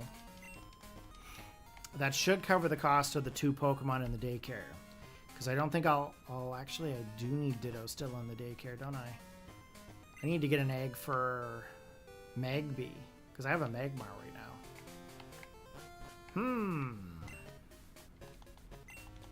Okay. So we're going to do some trading with Pokemon Red. Going to deposit... What did I have here? Deposit 1, 2, 3, 4, 5. I'm going to deposit 1 Eevee for now. PS3 devices shot up. See, I wouldn't know much about the PS3. I did buy a PS2 a couple of years ago from one of the other shops here, and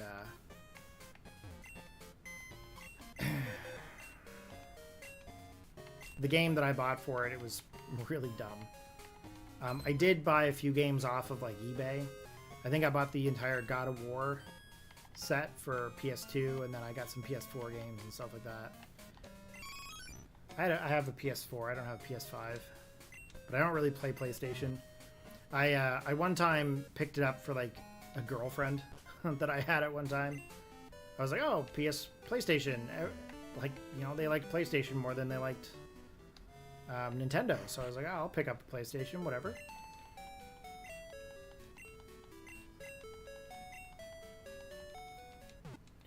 Okay, we are going to trade a couple of Pokemon over to Pokemon Red. Let's see here. Hey, Lumi. I was looking at my old Sun and Moon game. Looks like I restarted Moon, and Sun I was soft resetting for the shiny Rowlet. So guess I will use that game and only catch shinies. Well, good luck with that. Although it probably is easy to get some SOS Pokemon, to be honest. Okay. we are going to... Just going to pop out the Pokemon Red. I just want to make sure I get a couple of stones. I need a Fire Stone, a Water Stone, and a Thunder Stone. And then I also need 3 Pokemon to trade over where it's not actually going to affect me. I don't want to trade over Pokemon that are going to adjust my Pokédex progress. So just give me one quick second. I'm just going to check the red cartridge here just to see. I know I'm already in Celadon City, so it should be nothing for me to get some stones. When I do get them traded in, we will put it up onto the big screen and evolve them on screen. So just give me one second here. Okay, we're going to deposit Lapras. Deposit Rhydon. Deposit Alakazam. Because, you know, Alakazam is the awesome Pokemon here. We're going to withdraw. Let's go back to box 1. Must have something in box 1. Eradicate, no. Oh, there's an Onyx. So I can trade that one, no problem.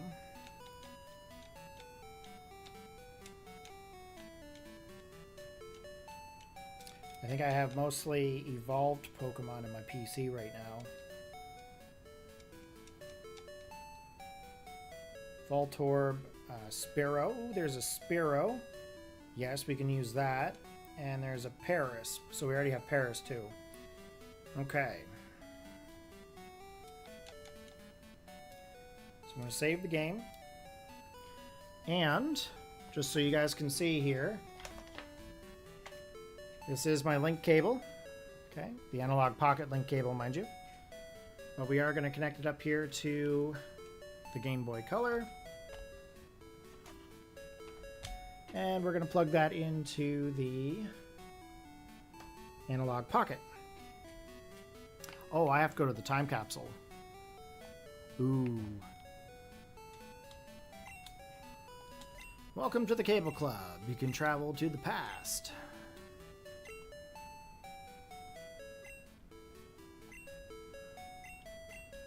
Oh, I have to deposit Crocodile.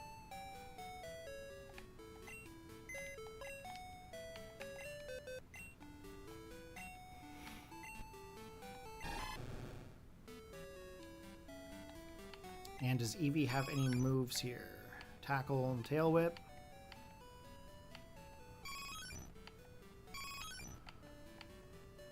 Okay, I think we are good. Isn't that funny? I never even thought about Crocodile being in the party. Okay. Oh, eggs can't be taken. Shoot. I have to deposit those too. Huh. Isn't that funny? Something so simple. It would end up obviously glitching the other game, but... Okay, let's try this again.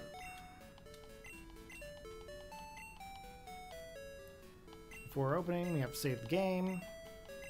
Yes. I really hope one of the upcoming Pokemon Home patches adds some forms of auto-sorting of the boxes, since manual sorting is slow and annoying. Maybe when they add Fire, Red, and Leaf Green switch support. Well, you should actually use the mobile app. There's a bunch of filtered options that are available. Oh, areas reserved for 2 people. Oh, the link cable was unplugged. Reserved for 2 people. Okay, we'll give it a second. Sometimes this does this. They're just not synchronizing right. This should time out, honestly. Reserved for 2 people. Come on. What's going on here?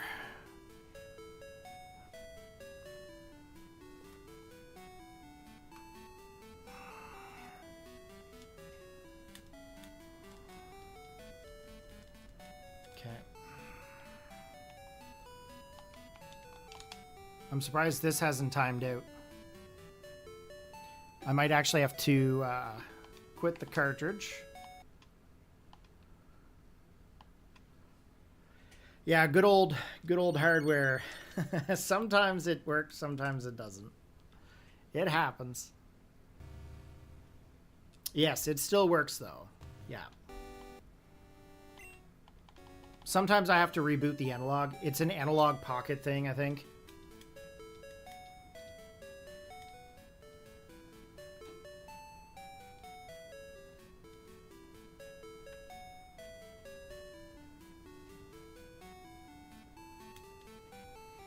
Okay. Let's see here. We're going to try again. Please apply here. There it is. Working now.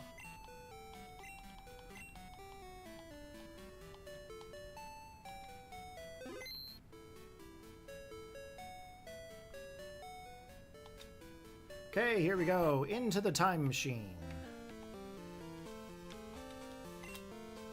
So what we're doing is we're trading 3 EV over. And I'm going to easily get some stones.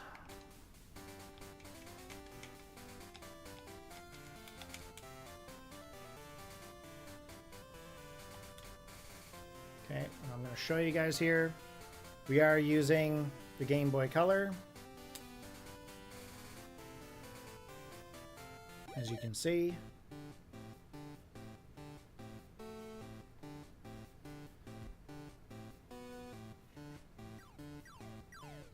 It might just be quicker for me to go get the stones and evolve them just on the handheld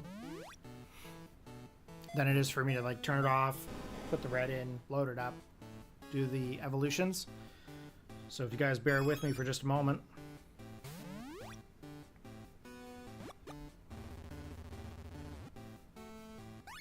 Yes, yes. It actually looks really cool, doesn't it? The old trade screens kind of remind me of like the old Pokemon Stadium trade. You know how it goes into like the two sides and then they swap? Kind of reminds you of the anime a little bit. I think anyway. Okay, another Eevee going over.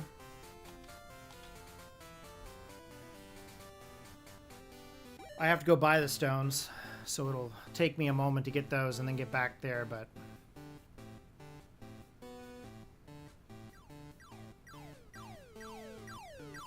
as long as you guys don't mind the wait. And then once the other 2 eggs hatch, then it'll be a matter of trying to make those Pokemon happy. So I'm not messing around with stones. I'm not going to play the stone game. I could reset my console date and time. There's a way to reset it in the game itself for Pokemon Gold, Silver, and Crystal. You can change the day of the week, you can change the time, you can change day and PM, anytime you want. But I'm not going to play that game to get the stones. I'm not going to do it. I need Spearow. So right now, I'm trading over 3 Pokemon that aren't going to affect my Pokédex stats. I don't want to easily just, you know, tap trade. That's not what I'm here for. I'm here to do like a living dex to trade over. So. Oh, Spearow. I missed out on a shiny Spearow yesterday. One just randomly popped up when I was headbutting trees, which they're like 50% chance of being found. And I paralyzed it, and I attacked it, but then I couldn't catch it. So I'm like, that's fine, I'll just do another attack. Critical hit. Oh, it hurts so bad. Honestly. It hurts so bad. Okay, so we got all the Eevee over in red. We're going to reset the red. And if you guys give me just a minute, I'm going to go get those stones and evolve those 3 Pokemon there real quick. We are still hooked up here. Continue. And I am in Celadon City, which is good.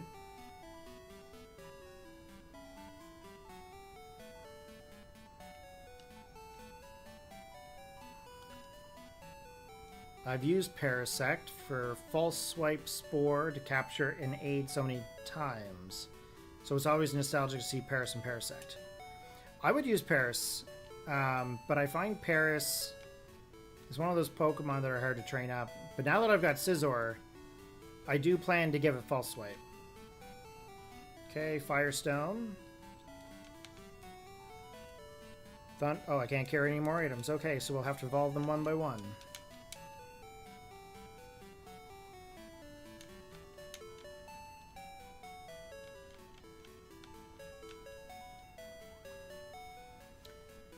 Okay, level 28 Eevee. The one that we were breeding is going to be Flareon.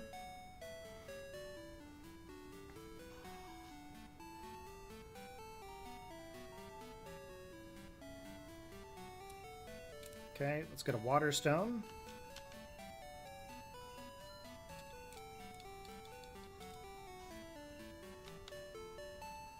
Water Stone is going to go to one of the level 5s.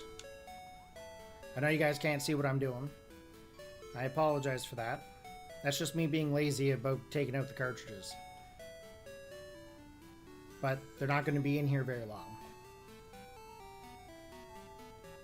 Okay, let's get a Thunderstone.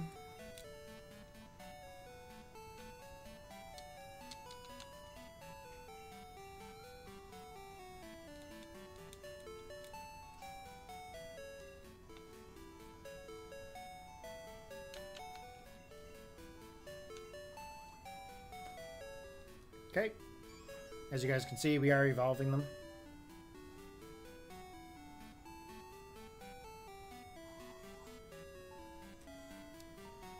And I plan to do that for every stone evolution that has to get fire, water, electric, or leaf.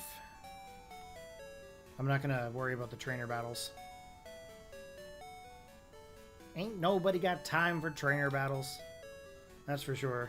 I don't.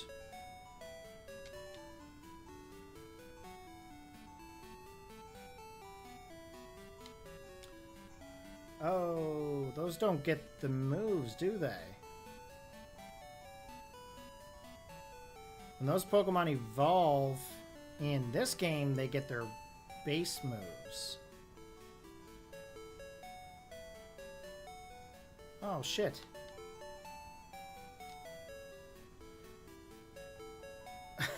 That's a terrible thing. Thundershock is 16. Actually, they don't. That's a newer age thing. Flareon would get Ember. 20. He doesn't get any fire moves until Fire Spin at 36. Because that Eevee evolution is like 20. That Eevee is level 28. Oh, I've made a grave mistake. So much for using Flareon.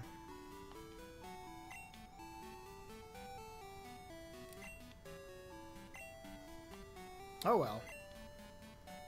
I'll probably use one of the other Eevee evolutions anyways. Why is the opening for Pokemon games so long? They're only so long in the newer age games. I crossed 100 minutes in Japanese Red last night. Right on, Anomalies. That's awesome, dude. I found out that the GB link allows trading between English and Japanese games.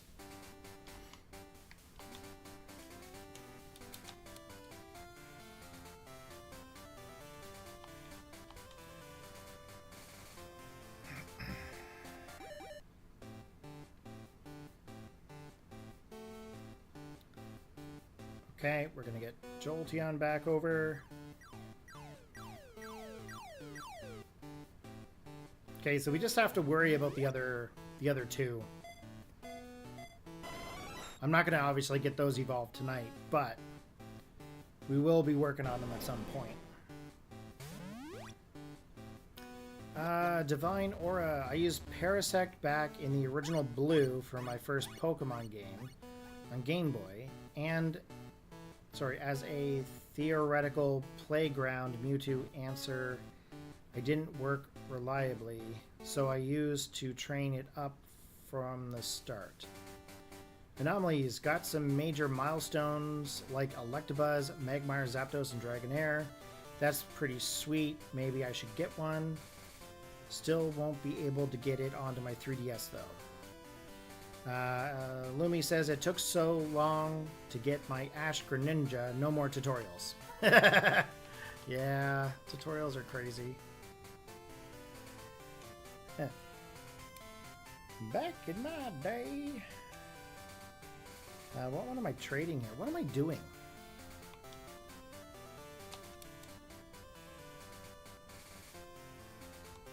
Those are the wrong Pokemon, obviously. Okay, Paris for Vaporeon.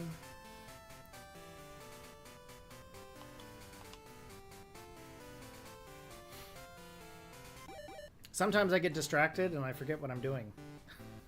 Sorry, guys. I was going to send Jolteon back over to Red. Maybe I should have sent Flareon back. Maybe I should have taught Flareon Fire Blast. What do you think?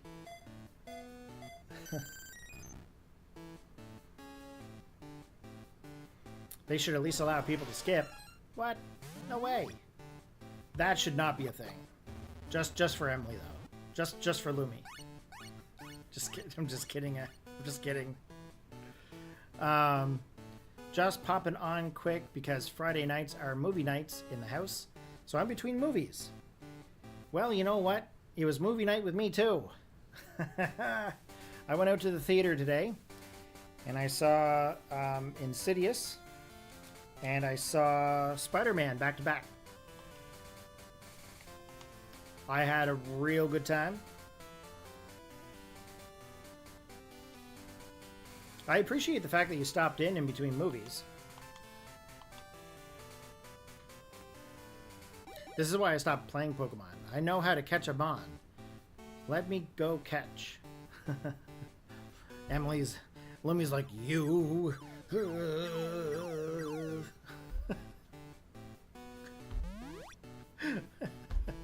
I saw Insidious and Spider-Man. Yeah. I ended up getting regular popcorn the first time, large pop, and then I got a large pop and then the large popcorn afterwards, and then I got the refill on the way out. It was great. I've got it upstairs in a container right now. How was Spider-Man? Spider-Man was amazing, and that's not to be like punny. It was probably one of the best Spider-Man movies. It had a lot of feels in it, that's for sure. But I'm not going to spoil it, because I know I wouldn't want someone to spoil it for me. But it was really good. There was a lot of characters into it. I'm pretty sure you guys already know that the Punisher was in it, and that man plays an awesome Punisher. The best Punisher I think ever, to be quite honest. Might make some Jiffy Pop. What's a Jiffy Pop? I don't know what that is. And that's not me being like, you know, picking on people. That's me like legit. I have no idea what that is. Is it like making like what's it called? Oh, why can't I think about it? SodaStream. Is that like SodaStream?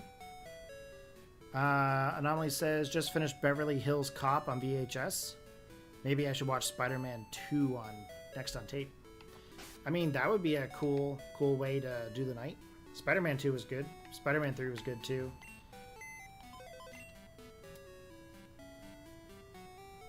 Yes. Oh. Maybe I should make some Jiffy Pop. Oh, I thought you meant like Pop. Oh. Gotcha. Now I understand.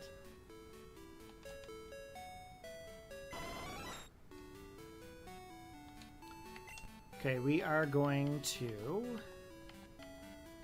withdraw our 2 eggs and our Croconaw.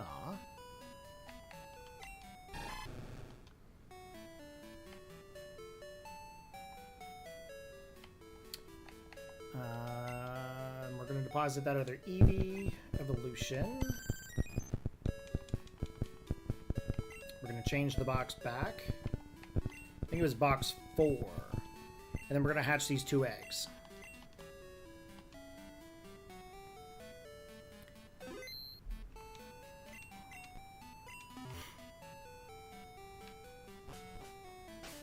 Yeah, this one was really good, guys. Highly recommend to see it at some point.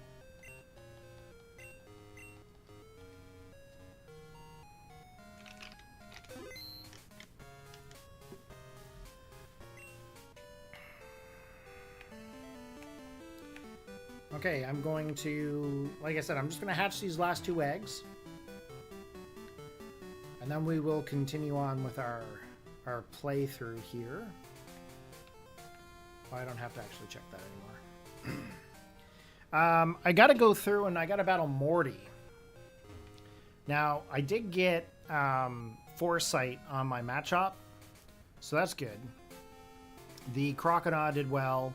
I think Scizor is going to do well because we've got Pursuit. You heard a popping sound.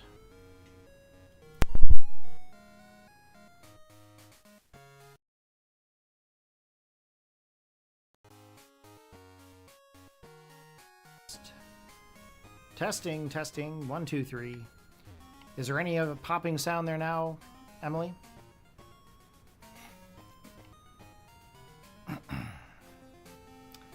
See, the microphone interface that I use uses what's called a 48 volt. And the 48 volt is what they refer to as ghost power, I think it is. I think that's what they called it, ghost power. Anyways, it's so that way it powers your microphone. So that way you can use it through a certain type of interface.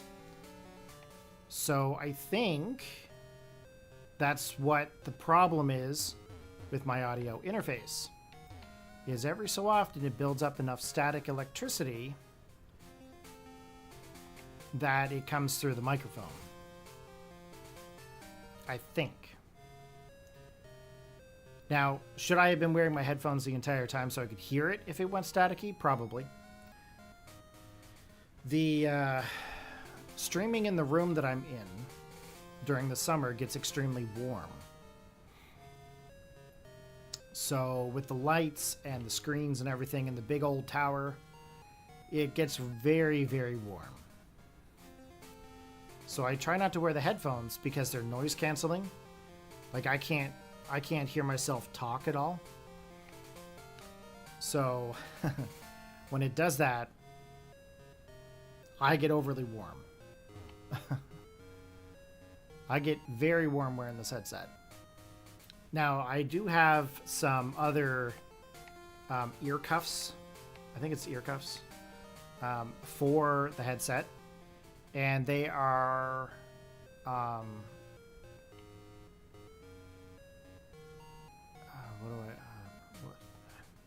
what do they call them?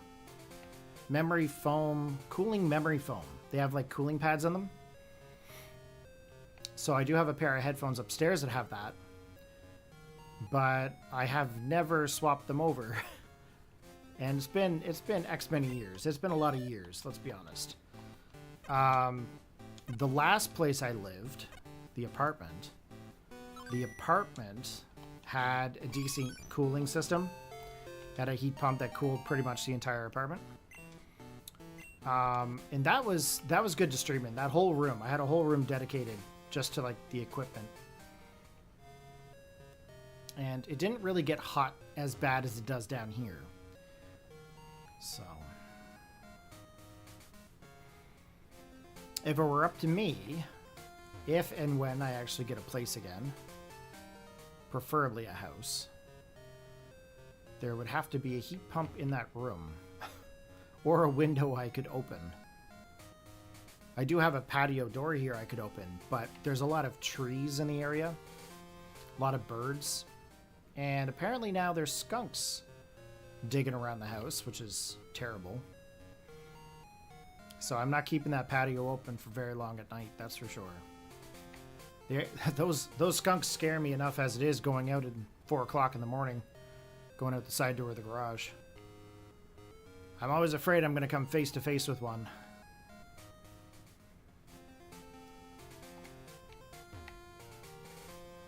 Pepe Le Ew.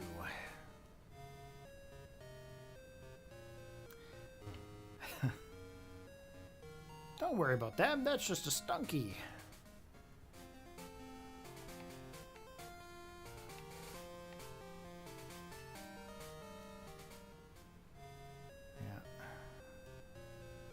I'm glad to hear that the microphone is working there, Emily. Thank you very much for letting me know. That's the only issue I haven't figured out yet. Now, the connection for that one is like USB-B. You know, it kind of looks like a house. Kind of looks like a printer cable. It's a really old interface. And there are certain prongs on the inside of the connection that get bent and pushed in. So the B cable doesn't stay in very well. So I usually have to pop them a little bit. So I think over the years, I think it's just worn. When you get into this kind of a hobby, if you find equipment that works for you, you tend not to replace it that often. I remember when I used to work up at the store. I used to work at an electronics store. And I used to get mad discounts on things. And Emily knows. Lumi knows. She used to work there. But every time something new came out, way back in the day, when I was really getting going into like the streaming aspect, I used to pick up all the new stuff. And be like, yeah, this stuff's cool. And it's funny, you always used to change it over and over and over and over again. Cameras, mics, graphics cards, capture cards, the works. Anyways, long story short, when you start looking at the amount of money it costs now outside of those discounts, you're like, it's not worth it. Like the microphone I'm using. This microphone I'm using didn't come from the store. This one came from an audio music store just around the corner. It was like a $600 microphone. And the audio interface, I think, was $300 or $400, I think, at the time. Anyways, the microphone's a beautiful microphone. It works very well. The audio interface used to work really well back in the day. Now, I always used to think that it was the backup battery that was causing the buildup of the static. See, I used to have a UPS that I used to have plugged in here, and I thought that was the problem. I don't think that was the problem anymore.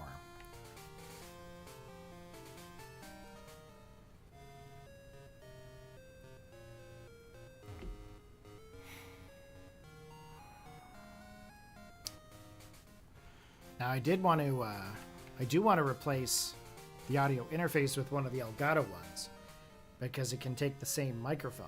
I think it's the XLR input, but they don't support Windows 10 anymore.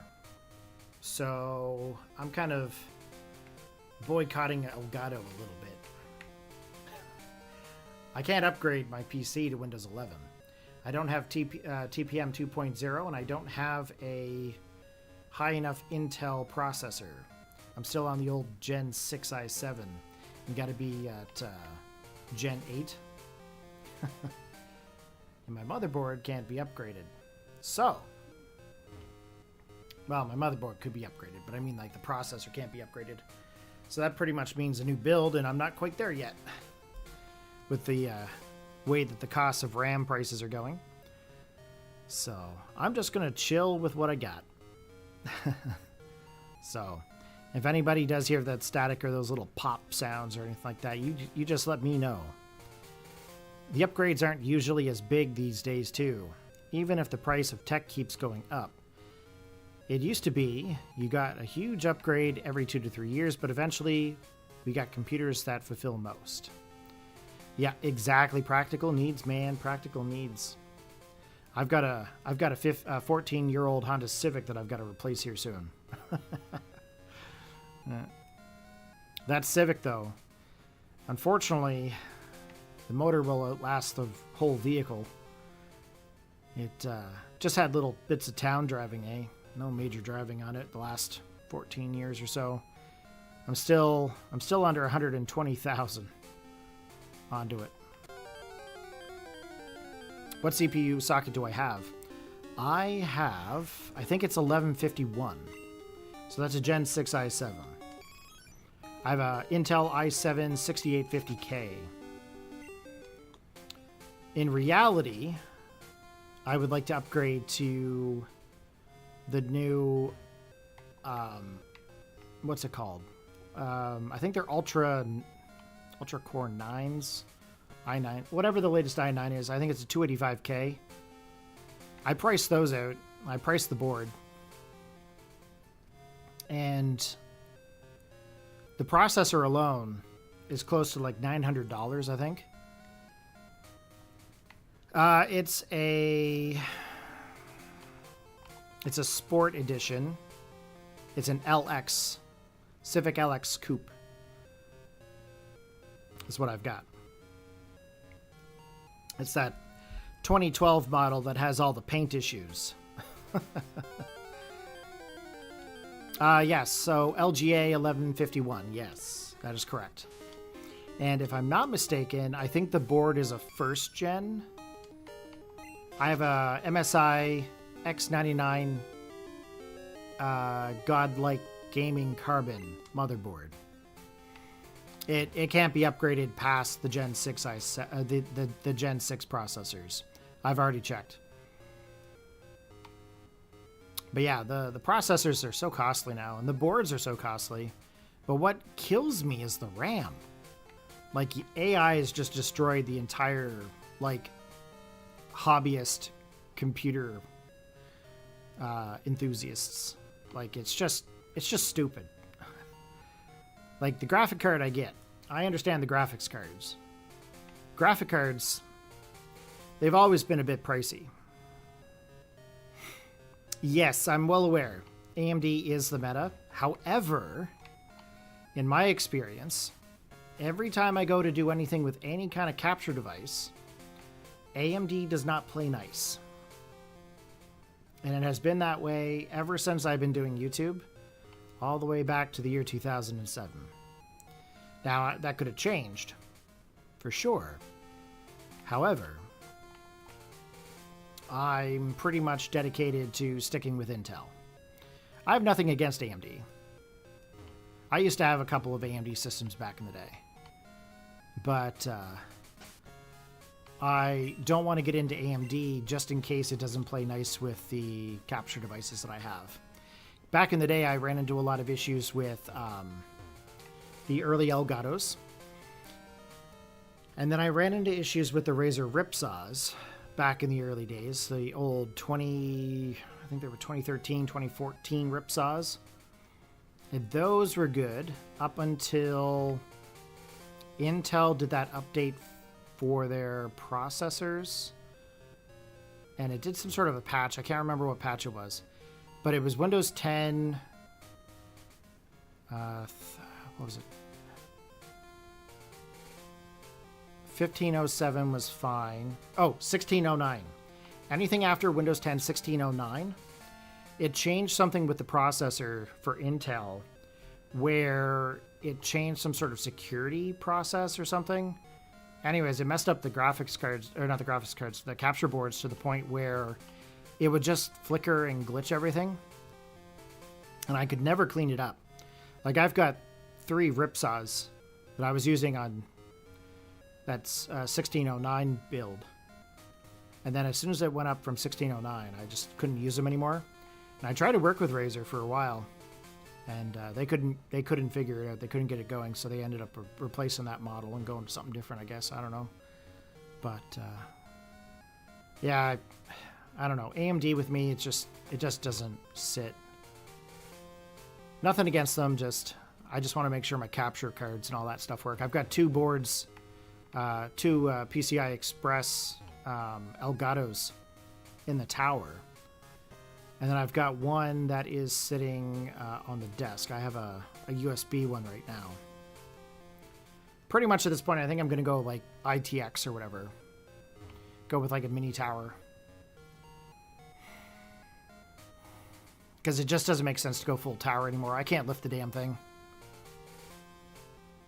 I've got disc issues. So, there's a reason I work in a cube now. I'm not supposed to lift over a certain weight.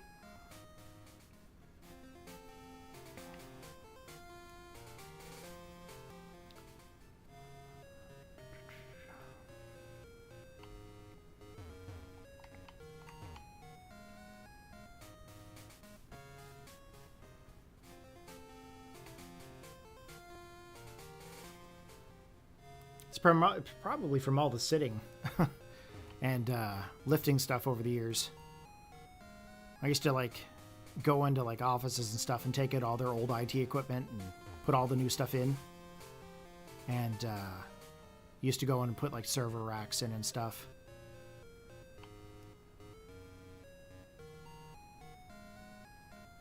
Gabe Cube stream thingy. What? I'm not sure what I don't really understand, Divine. Are you wondering what I'm streaming on right now? I'm using an analog pocket right now. It's a third-party device that'll allow you to play your Game Boy cartridges and output the audio and video over a docked connection with HDMI. So an analog pocket is what I'm using right now. And it has a built-in link cable port on the bottom, so. We are still trying to hatch one EV egg, and then we will proceed onward. Maybe we'll go battle the EV girls. We've been streaming for 2 hours and 7 minutes so far. Oh, the small form factor computer? No, I'm not going with like the little small GameCube style case. I'm probably looking at one of the Corsair ones that are like vertical. I think. I can't remember what the model number is of that. But if you look up on like Corsair's site, it's actually pretty interesting. It's all vertical. It's more like it's kind of like a rectangle when you look at it. It's almost as if like the GameCube got stretched. That's kind of what I'm thinking about going for. Because I can't, like I said, I can't really lift the big full towers anymore. I've got a, what is it here? I got a Fantech Entho Primo case right now. And it is full of 2.5-inch drives. I can't lift it. It's all aluminum. It's incredibly heavy. I pretty much have to have like a second person help me lift it. If I were to ever like move it out of the room. And before that, I have a NZXT Switch 810 gunmetal case. And that one is also all aluminum as well. That one used to be the build that I had before. That one was an AMD build. And that was, it had an 8310, I think it was. I think it's from the Bulldozer series. So it was AM3 Plus, I think. That one had two 770s in it. This system, I have two 1080s in the case right now. They're pretty cool.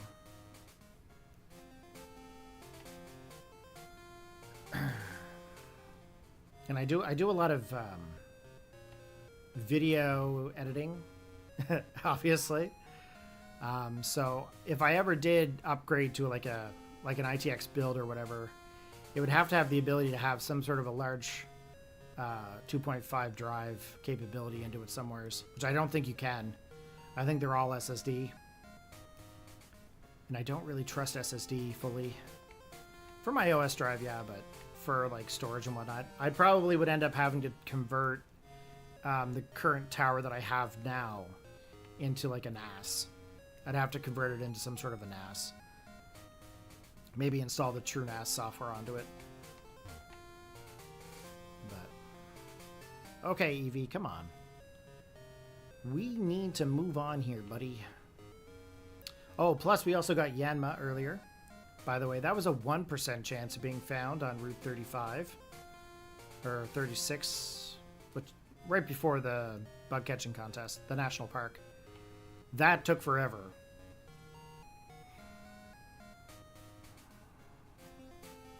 But yeah, if I had the funds, this computer would be replaced tomorrow. I'd be ordering a whole new system. That's for sure. Oh, excuse me. It's much harder to thermal manage. Yes, I'm aware. However, I think, if I'm not mistaken, that specific Corsair case is all open ventilation, if I'm not mistaken. And it has the video card right next to an open panel grid. So it should have plenty of airflow. And if you've watched Jay's 2 Cents, he's actually reviewed the case. And he's used the smoke machine for it. Perfect airflow. Like, this case seems to be top of the line, I think. Besides, if I was able to, I would definitely have a water-cooled processor if I could. I don't really care if the graphics card has one, but the processor would probably need to have some sort of a water cooler. One of the self-contained ones is fine. I run those on all my systems right now. I don't really trust the non-self-contained. Funny story, actually. When I built this tower I'm on right now, the 6850, it had a self-contained water cooler for the processor. And I ran that thing for like way too long, apparently. I did not realize you had to replace those every 5 years. So I'm sitting there, and I'm working away, and then all of a sudden, the system's just getting really hot. And I'm like, what the heck is happening? So, you go through the process, you repaste your stuff, you clean stuff up, And, and next thing I know, the system kept tripping. And I'm like, why is this shutting down?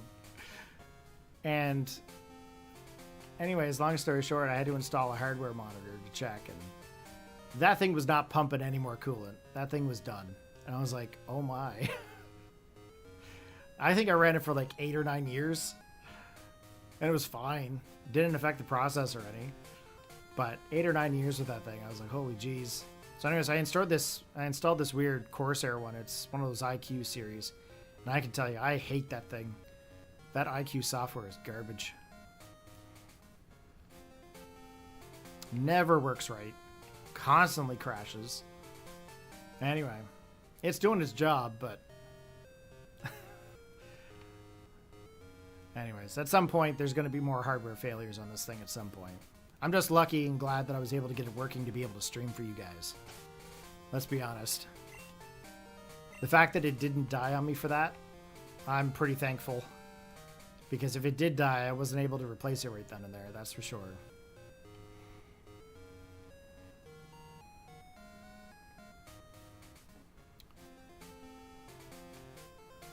I have an MSI 10th gen laptop, 64 gigs of RAM into it, and a 3060M into it. I could have switched to that if I needed to, but it doesn't really handle what I'm doing here. This i7 that's in here totally beats the laptop for any kind of streaming or recording purposes, that's for sure. It's great for editing with, but not so great for recording and streaming. For whatever reason, it can't handle doing both at the same time, and it'll only do 1920 by 1080. I can't do any higher resolution recordings or anything. It just craps out. Like OBS crashes and stuff, and it's not good. So I try to use the desktop as much as I can, and thank God this Eevee is finally hatching.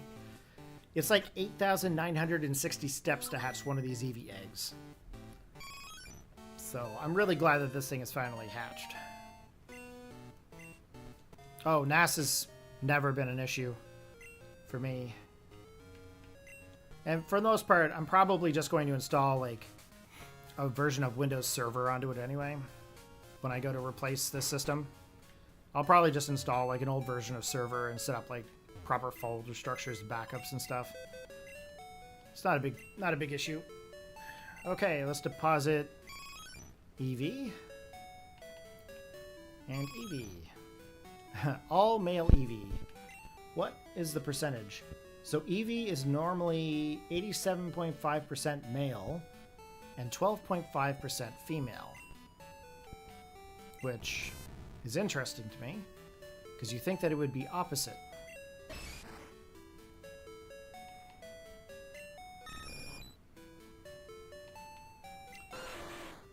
Okay, Magmar. Sandshrew. I don't... Party's full. Who's with me right now? Oh. I don't want Magnemite. Withdraw our Scizor. Now, I think Scizor might be able to resist some ghost stuff. So we'll see how that goes when we get there.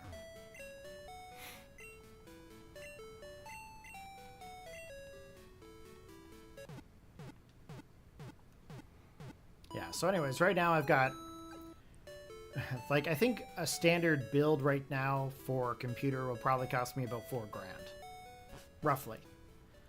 I've got about a quarter of that set aside right now.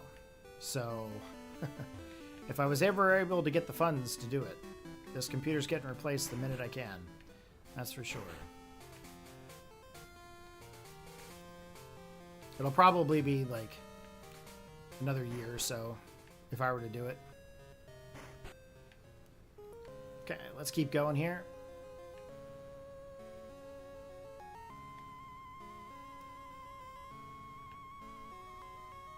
Now, I think Magmar will help us out a little bit. It'll give us a little bit more of that elemental capability.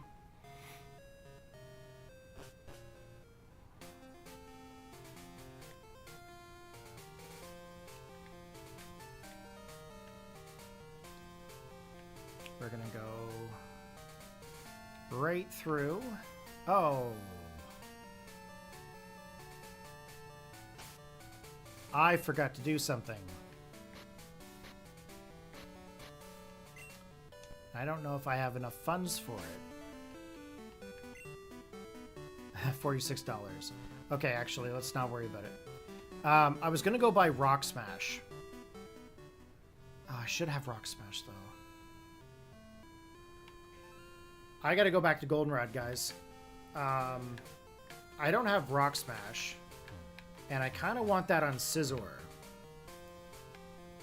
Because right now, I just have some basic attacks, and I don't want to teach it any of my good TMs for now.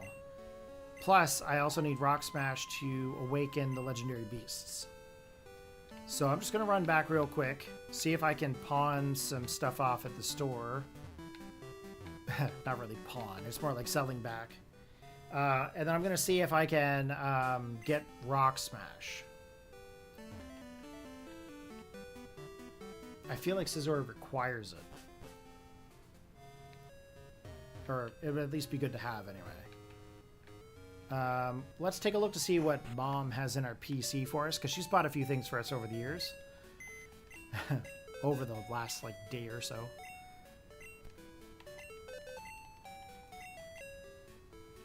A Repel. And a Super Potion. Super Potion might help.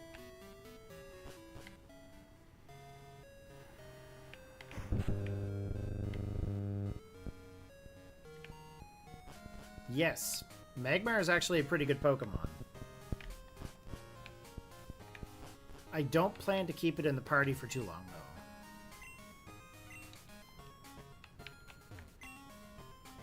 Okay, let's see.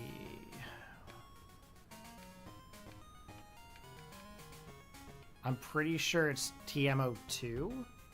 Or is that Headbutt?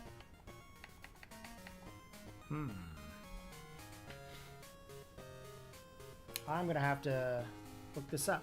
Just give me 1 second. I'm pretty sure those aren't the TMs.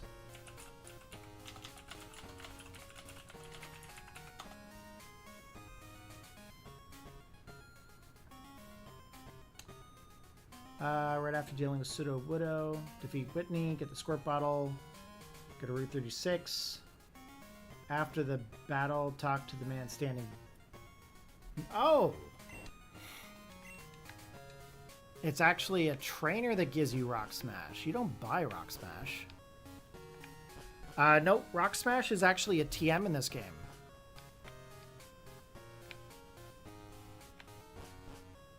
Interesting. I did not realize. It's funny how much you forget. Or it's funny how much I forget. I used to remember everything about these games. And it's funny now that I look back, it's like, how did I forget that? I'm pretty sure it's just getting older, you know? Not saying I'm old, but I'm definitely forgetting things that I shouldn't forget. I've played these games so many times. This guy gives you Rock Smash.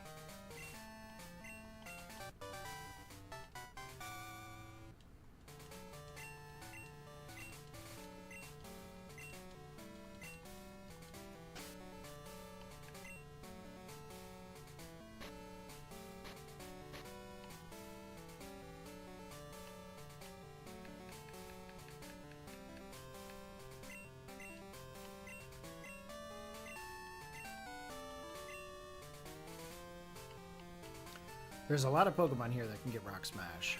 I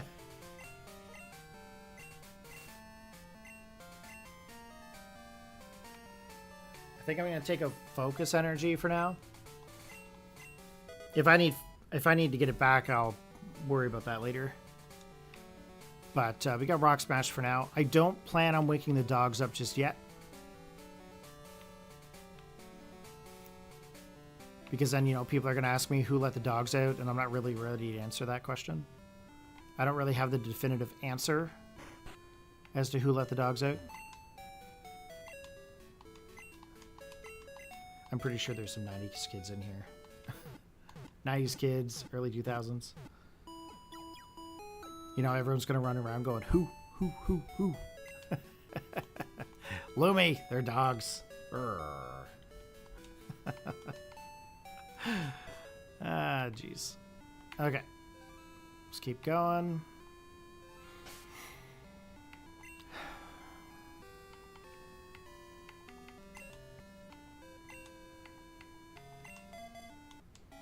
Teach Scizor Fury Cutter. What's up there, Ben Apocalypse? Very possible I might teach a Fury Cutter. As of right now, it's not really my intention to teach it to it just yet.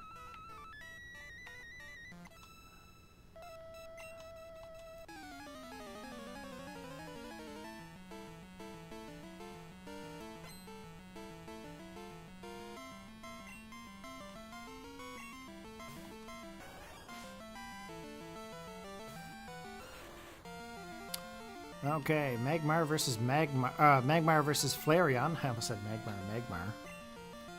Unfortunately, I missed my Smog. That's okay. Let's get a Smog here, see if we can poison this thing. We are going to have to try to level up Magmar a little bit. Cool. Now, we are going to go out to Sandshrew. I'll be honest with you, I remember playing Golden Sun back in the day. I don't remember much of it, but I don't think I played much of it.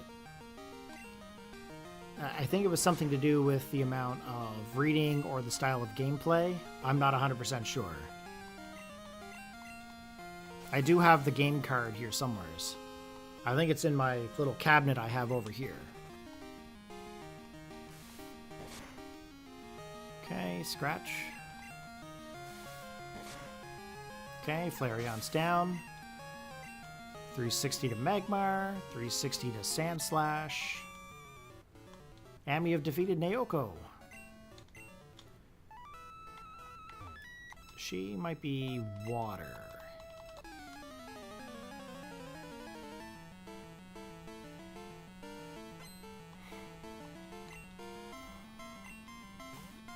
Oh, nope, Psychic. Okay. Let's go in with the Fire Punch. Tail Whip. Okay. Not something you would normally see on an Espeon.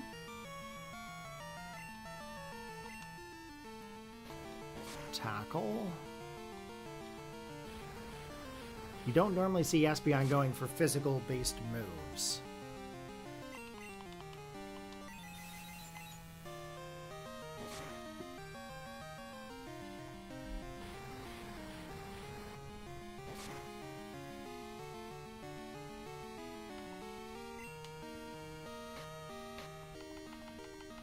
Oh, we have a charcoal here somewheres. Don't we?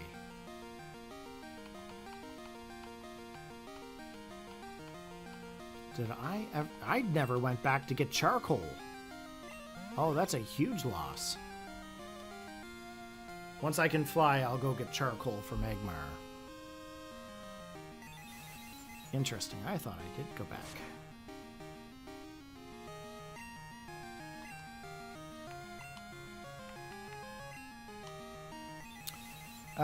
Didn't the Kimono Girls get a dance animation thing in Heart Gold Soul Silver? They did. That was a Heart Gold Soul Silver thing. It was never in existence in the original game.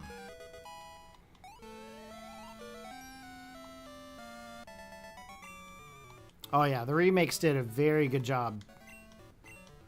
And the whole thing with like Ho-Oh flying around the tower, that was really cool too.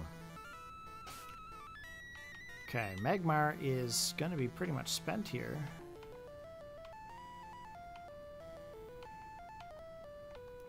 Yeah, I don't have any way to heal it up.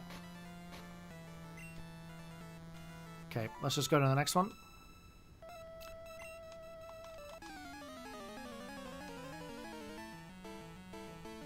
Excuse me. I apologize, guys. I've eaten a lot of popcorn today.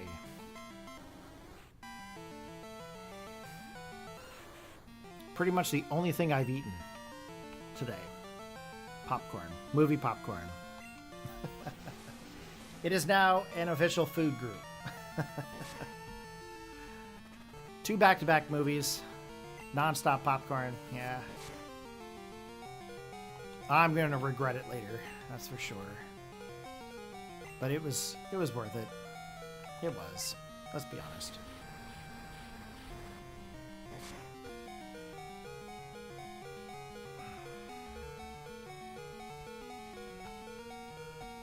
Just give me 1 second.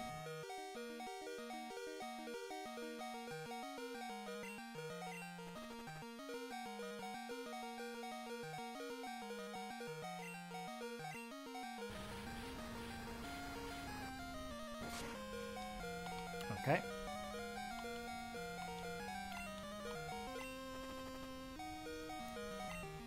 Let's go for the Fire Punch. Magmar is taking no names. Alright, let's go to Scizor. Actually, let's go to Sandshrew. I would very much like that Sandslash already. Okay, 717. I think it's level 22 we get Sandslash. And then we'll replace Sandslash with another Pokemon. Let's see here. Let's put Scizor in the front.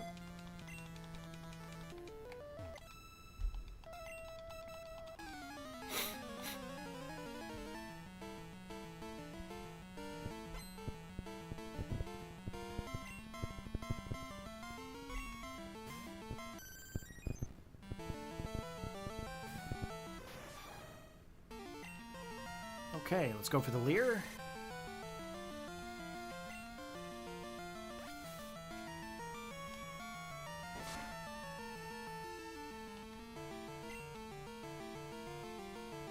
Yes, I have seen that there, Divine. Apparently it is a food group in the US.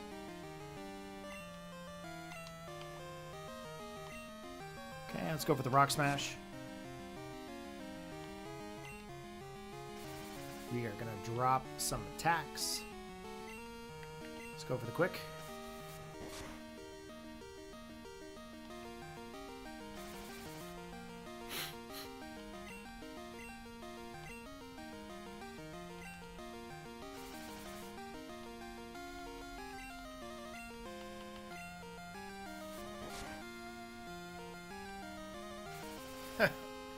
Oh my, the sand attacks.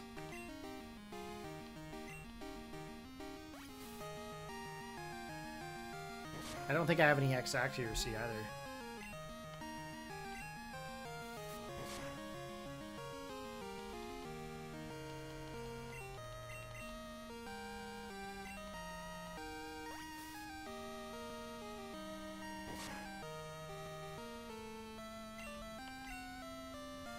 Oh, Scizor, what are you doing?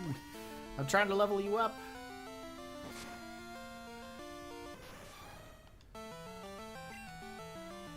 It was great for Whitney. I will give it that.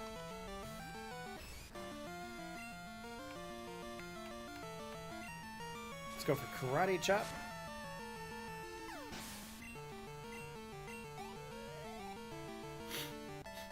And I think Muscle will evolve at level 28.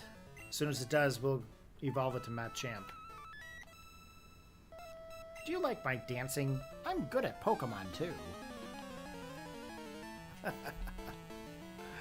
don't know what that was. I shall begin the dance. The dance of battle.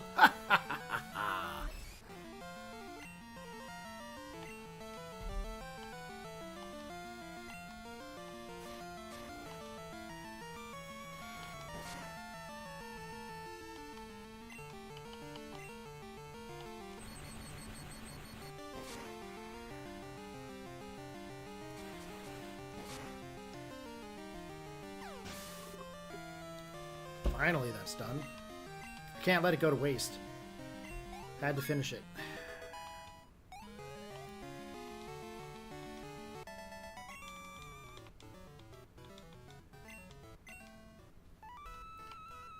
Okay, we're gonna get Surf.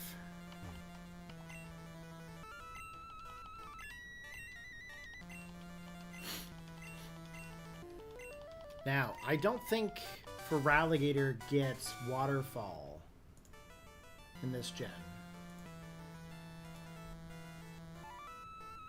Jolteon was your favorite back in the day?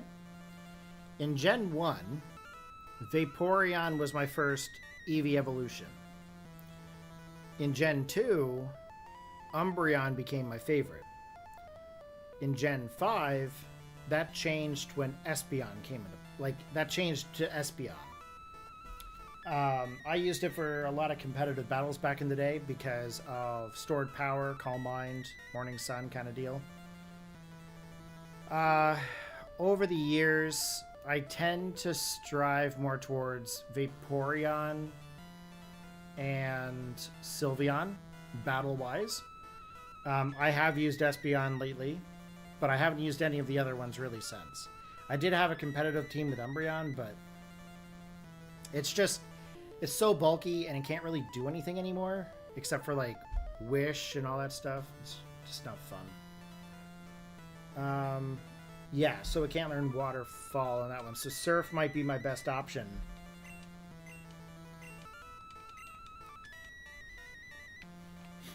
We'll worry about that here in a little bit, actually. Let's take a look here. Water moves for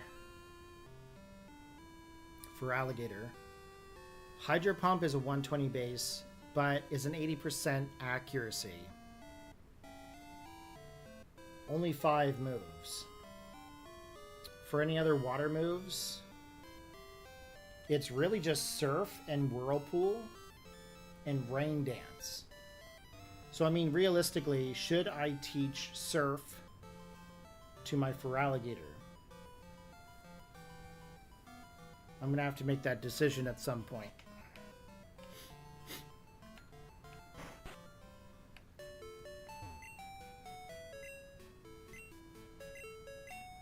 Oh, you mean you're like specifically your favorite Pokemon?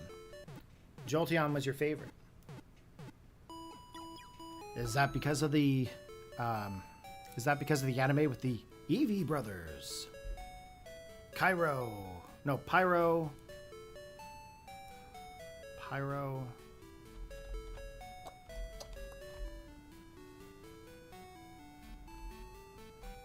What were the other names?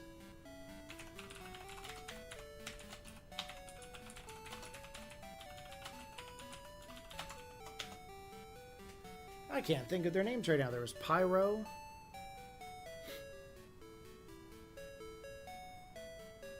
Pyro, Sparky, and Rainer.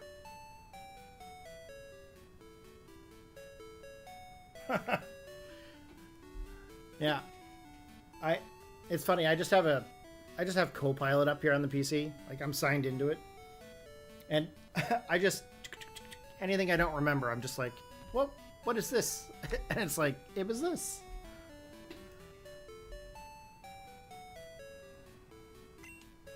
You didn't know the anime episode yet when it became your favorite? I liked the Vaporeon right away because it could like turn itself just to like invisible and like water and stuff with the acid armor and stuff. I thought that was so cool back in the day.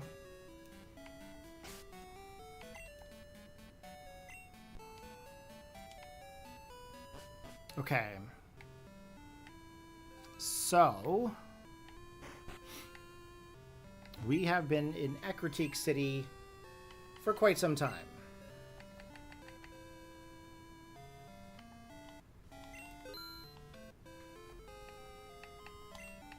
I'll get 2 of those back. I wonder if I can take on Morty.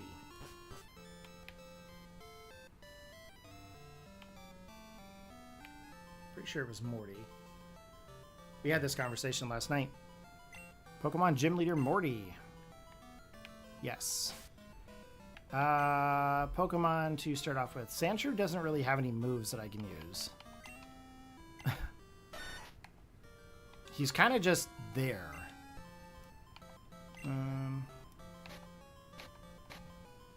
There's Rollout, Sweet Scent, Dig, Mud Slap. Could give it Mud Slap. Doesn't really help it later, though.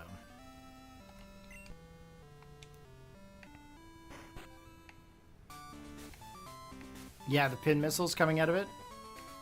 That's really cool, too. So we've already battled these trainers last night, and I came to the harsh realization that we were not going to defeat Morty. So I ended up turning the game off. Pokemon that we've got here in the lead. I think I'm going to start with Magmar. I think. Good of you to have come. Here in Ecruteak, Pokemon have been revered. It's said that legendary Pokemon will appear to the truly powerful trainers. I believe that tale, so I have secretly trained here all my life. As a result, I can now see what others cannot. Just a bit more. With a little more, I could see a future in which I meet the legendary Pokemon. You're going to help me reach that level. I don't think we do. Okay, he's only got 4 ghost Pokemon. Like, what can go wrong here? Right? Fire Punch. Don't you paralyze me right away. Okay.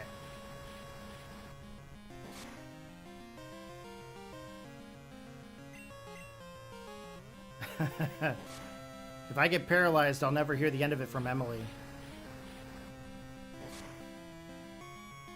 Okay, Ghastly is down. That actually worked out way better than it did the first time. About to use Haunter. I think we'll stay in. Fire Punch. Ooh, Nightshade. He's definitely going to be faster.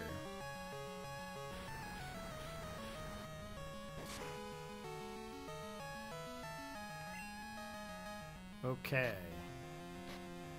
Now. Oh, I do have a pair. Oh, I have a paralyzed cure berry. Hilarious! This entire time, I've had a way to cure paralysis. Okay, a little bit of HP back with Magmar.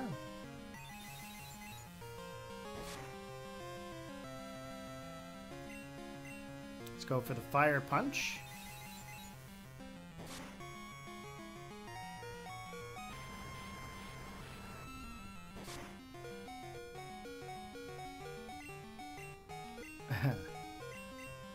I do have super potions. I feel a little bit cheap for using them though. But it really didn't go well the first time we battled.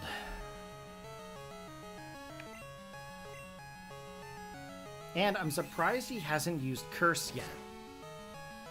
Curse was a big player in the last one.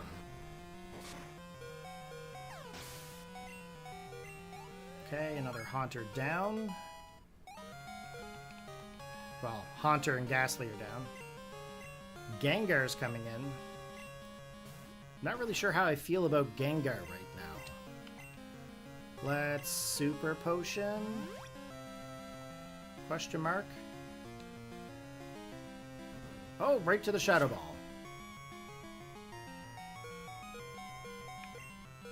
Okay. Not really what I thought was going to happen, but that's cool. Let's go Sandshrew. We're gonna go Sand Attack. We're gonna pull one out of the old playbook here. He can't hypnosis me if he can't focus on me. Okay, accuracy has fallen. Mean look. That's not good. If you can't take me out, I can't swap. Oh, this could be a very long battle. He's put me to sleep.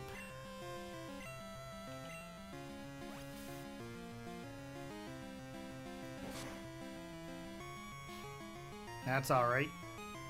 That's alright. I'm okay with this. Let's go with Muscle. Let's go, Muscle. Foresight. No, don't go to sleep.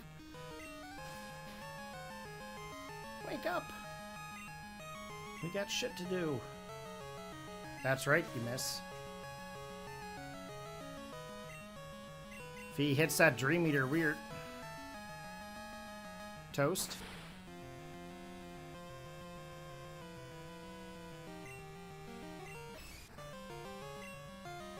Frickin' Gengar, man.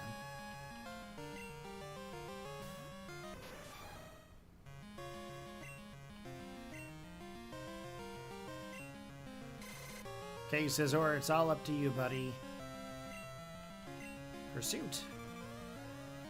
I'm surprised he was able to hit that mean look. That's not doing much. Let's go for another Leer.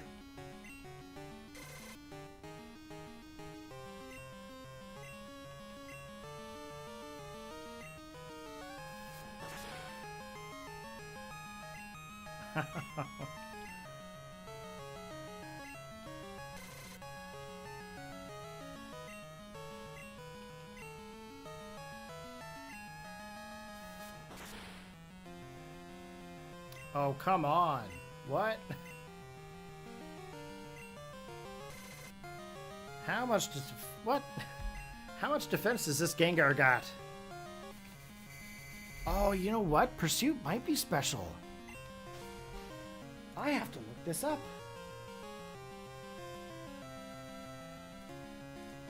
Where is Scizor?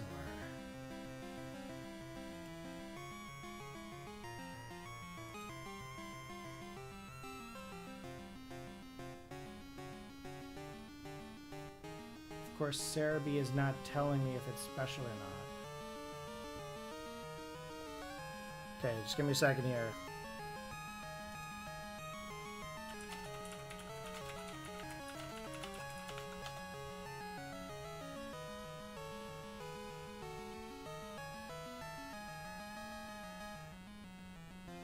Yes. Pursuit uses special attack and special defense stats. Oh.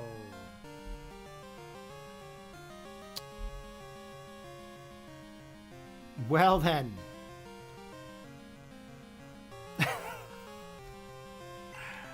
Oh my god.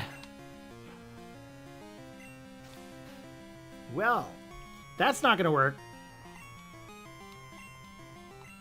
You are correct, Divine. Pursuit is a special attack back in Gen 2.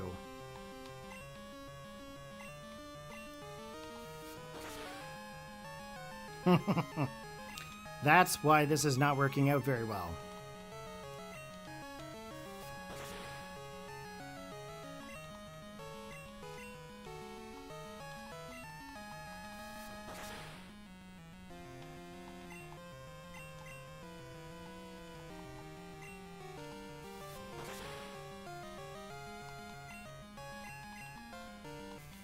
Oh, we got the hypnosis. Oh man, I actually kind of feel a little bit stupid for the special thing.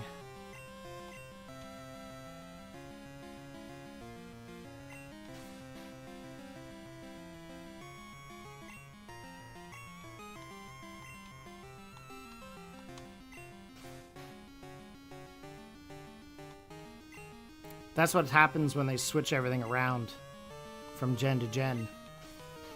But I think Gengar in this used to be... Most of them used to be physical, right? Oh, there's the Dream Eater.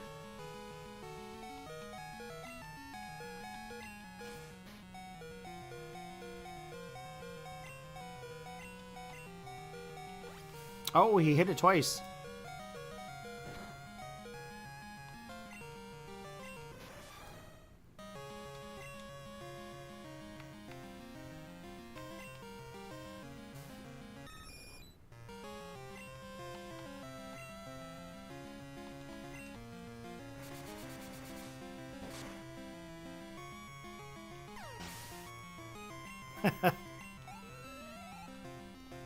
Pidgeotto definitely came through.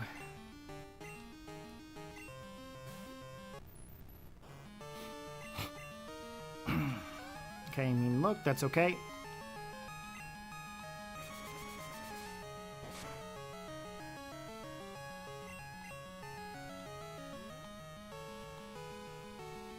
It's okay if he mimics the gust. It's better than some of the other options. But I think we've got him this time, guys. Yep. Woohoo! Right on. You are correct about the dark typing.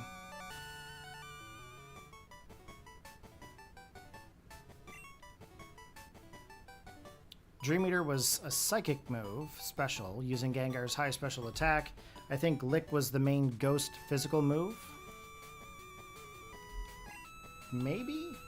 Although I think Shadow Ball was physical in this game.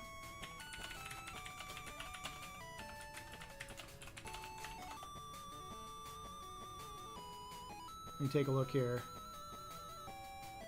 Yep, Shadow Ball uses attack. So it's physical attack in this one. But it had the chance of lowering special defense.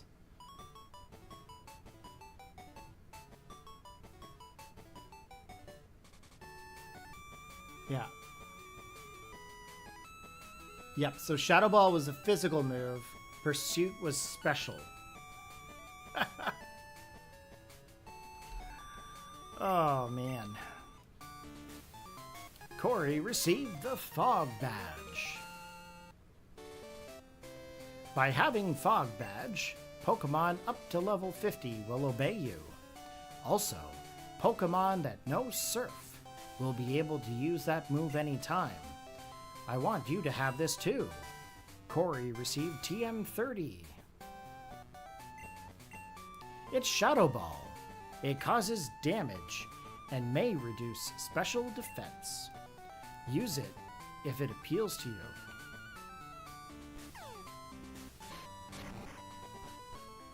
Yeah, Gen 1 didn't have Shadow Ball, but Gen 2 did. That was the first encounter with Shadow Ball that we just experienced.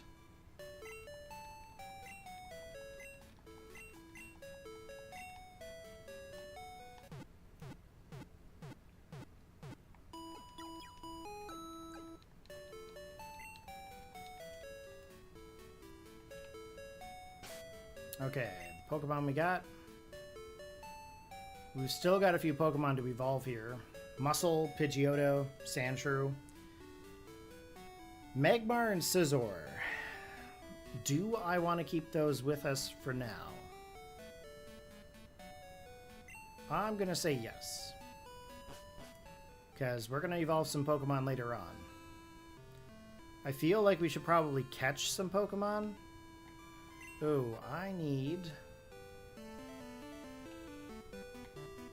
some Pokeballs. Because I actually got rid of most of my Pokeballs. For super potions and stuff. Okay, so on the next route we're going to, we're not going to release the dogs just yet. There is a couple of Pokemon here we need. Now, we've already got Snubbull. We already have Magnemite. Wow. Snubble's actually supposed to be 1%. I think. Just got to get back to my Dex pages here. 35, 36, 37, Ecruteak, 42, no.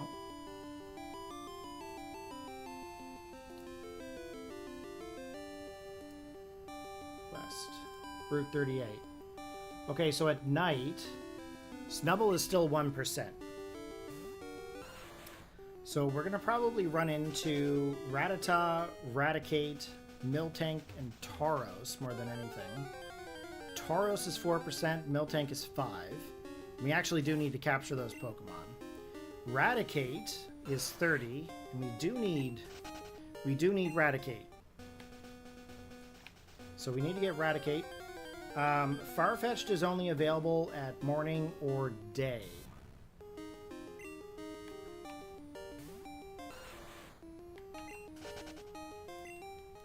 So we're not going to get Farfetch'd here just yet. Unless I change the date and time back.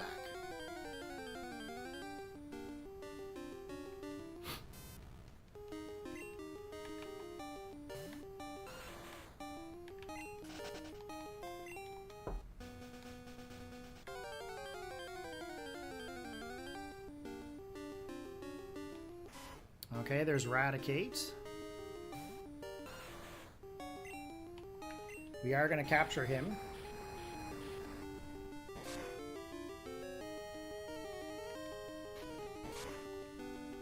Because I don't want to evolve another Rattata.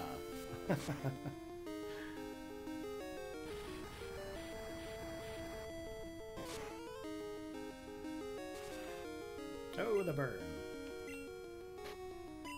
Okay, let's go with the Pokeball.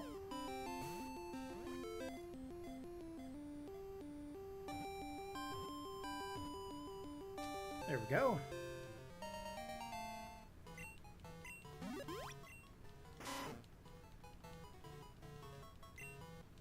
So, Miltank and Tauros. 25% chance Pokemon.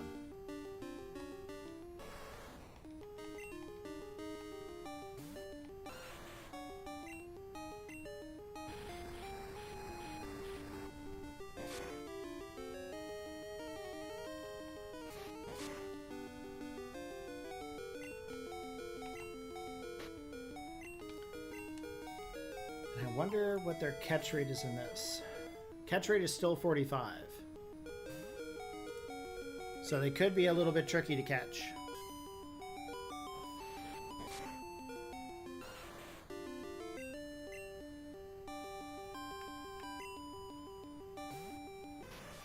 Hyper Fang is a useful alternative for capturing sometimes from your experience.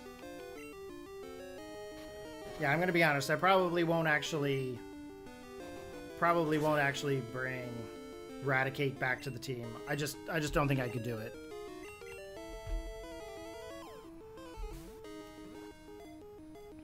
I do want full swipe on Scizor at some point. That'd be great for catching Pokemon.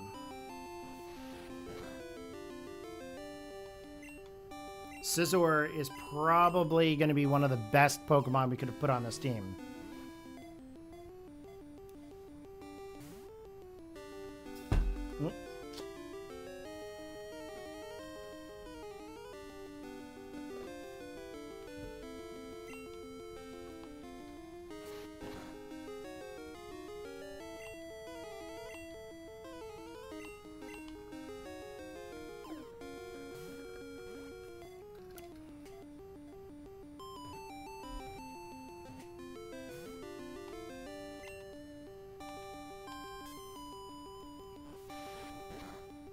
Super Fang.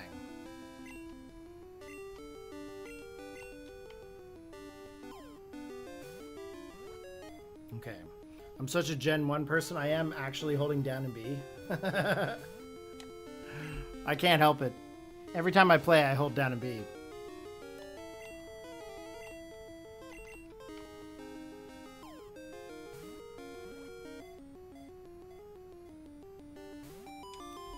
It doesn't work. But I like to believe it does.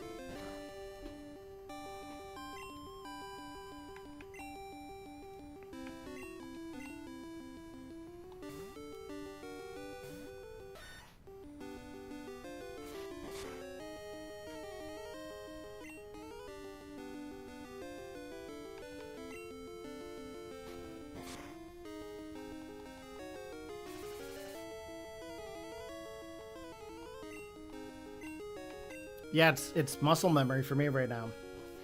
Every time I play Pokemon, it doesn't matter what generation it is. I still swear by the down and B. I can't help it. Hold down and B, it turns into a better move, a better catch rate. Like right there, I just touched down and B. And I caught it.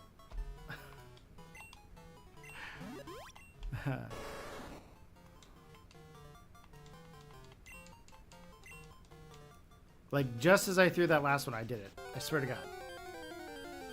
Swear to Arceus. Down and B works. Every time. Every time. When you want it to work. I would like to get Muscle to 28. I am so ready to get rid of Muscle. Though Muscle will come in handy when we go up against some of the other peeps.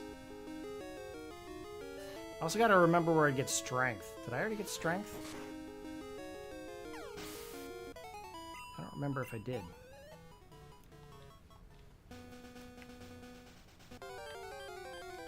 Right now we're just trying to get Miltank.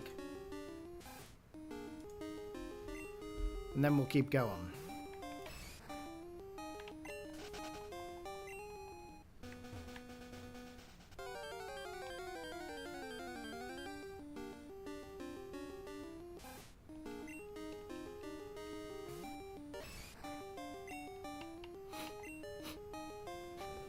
Might as well take out some pokes while I'm here.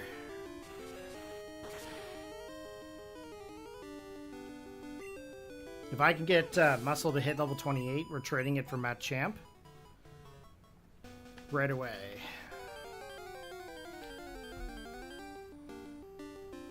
This is probably a good spot for it.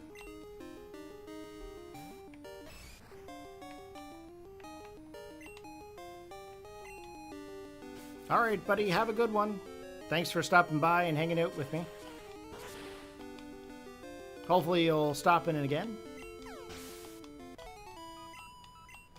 195.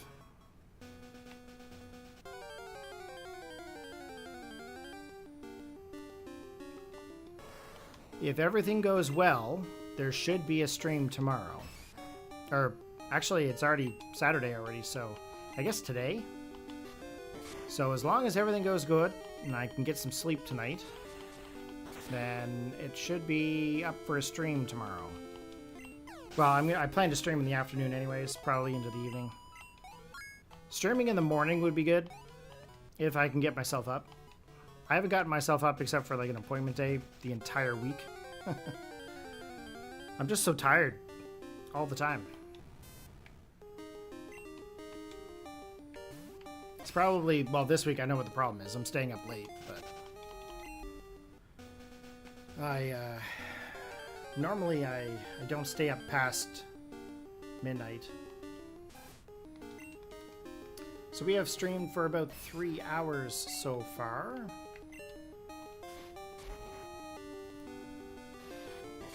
Maybe if I can find Meltank. Maybe Meltank will be the last part for tonight. Who knows? I also don't know if my nephews are coming by tomorrow. Or today. You guys know what I mean. I don't know if they're coming by on Saturday or not. There was talks about them coming by at some point. So I don't know if they'll be by today or whatnot. If they are, my nephews are coming first, for sure. But if they aren't coming by, I should be streaming no problem. Which, no idea. No idea if they are or not, so. Plan for a stream.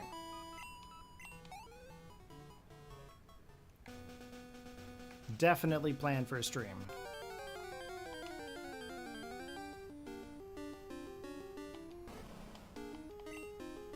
Well, that is a 1% Snubble.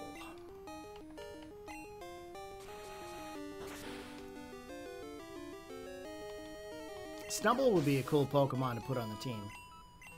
I haven't used Snubble in a long time.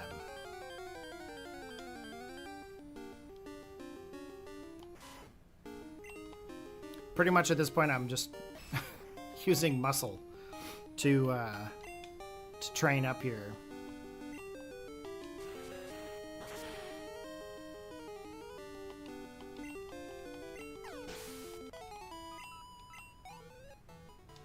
Close to level 28, though. Dangerously close. So close, we might actually have to evolve them.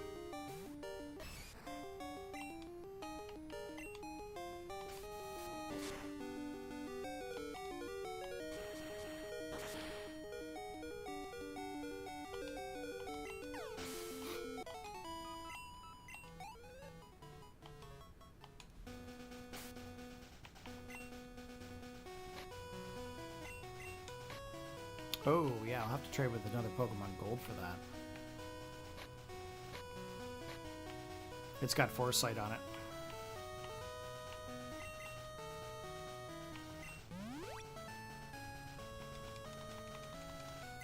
So we are looking for Meltank, guys.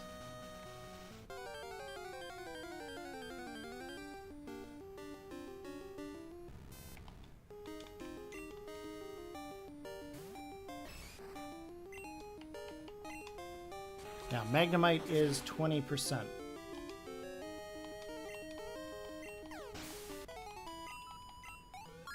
Okay, level 28.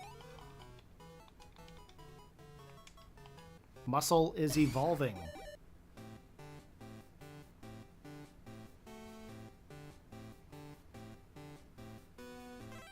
Which means now we can evolve it to Machamp.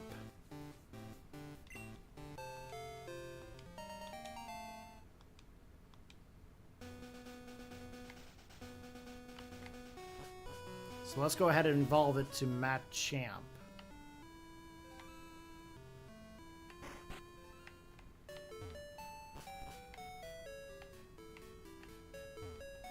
Okay, Pokemon Gold cartridge to trade with. Because I have 2 copies of Gold. I have 2 copies of every game. My Silver, I still haven't soldered the new batteries in yet. So, I've been a little preoccupied.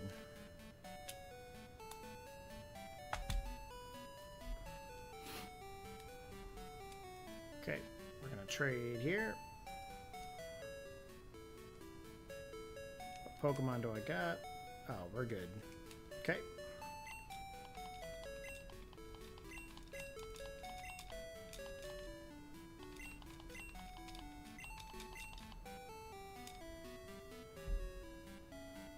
Okay, so we're going to get ourselves Machamp. This has been a pretty good stream so far for Pokemon catching. And Dex completion.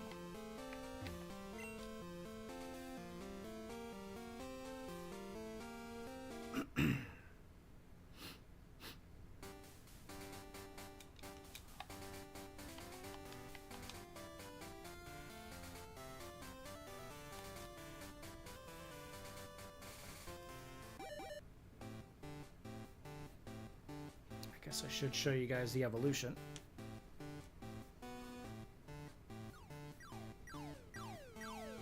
Just to show you guys here that I am doing this legit.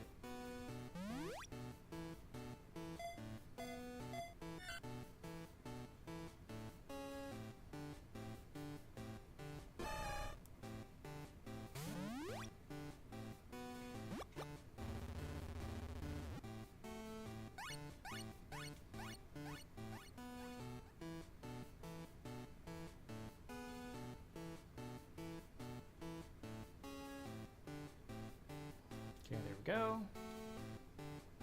Old Muscle is going to evolve into Machamp.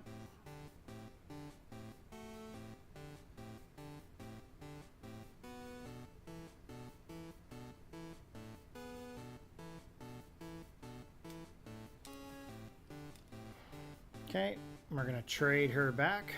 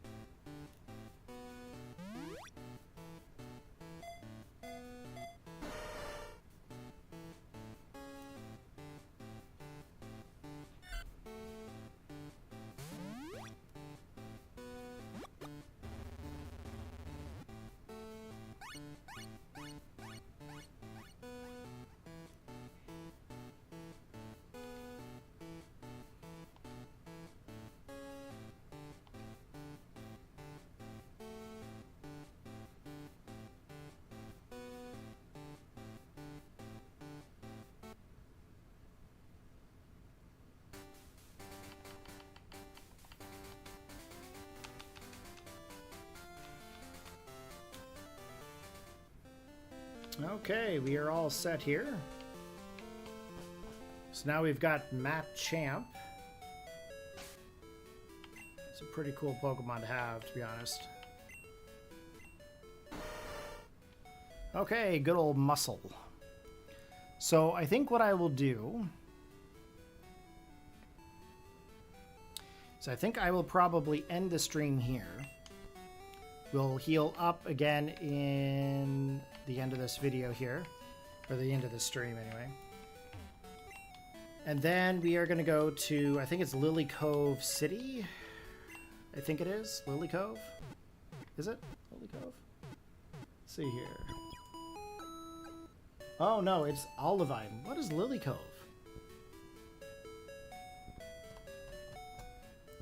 That is Gen 3, is it not? Oh my gosh, I'm embarrassing myself. Lily Cove. Yeah. That's Gen 3. What am I doing? Guys, honest to God, I have played these games before. Oh, I say some of the stupidest things sometimes.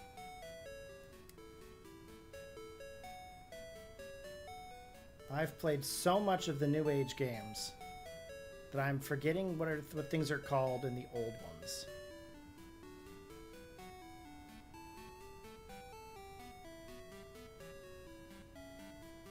That's not good.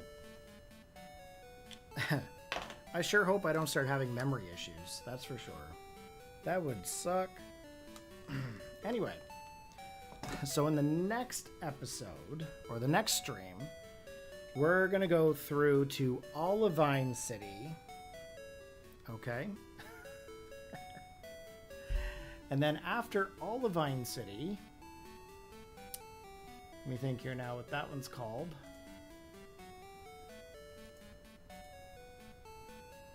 You know what? I haven't even gotten to the page yet, but I believe it's Cinnawood.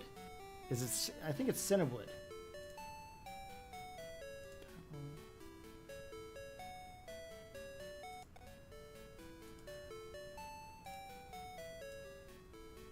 Yeah, Cinnawood City. I can't believe I called Olivine City Lily Cove. I think that's hilarious.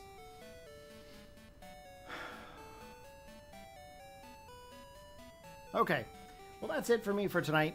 It is 1:30 in the morning. I'm gonna get some sleep, and then keep an eye out on the channel, guys. I will schedule the stream tomorrow when I'm gonna be going live. I just have to make sure that my nephews aren't showing up first. Okay, at the age of 5, they want some Uncle Corey time. Okay, so I will catch you guys later, and we will do more Pokemon Gold tomorrow. Take care, have a good one, and peace out.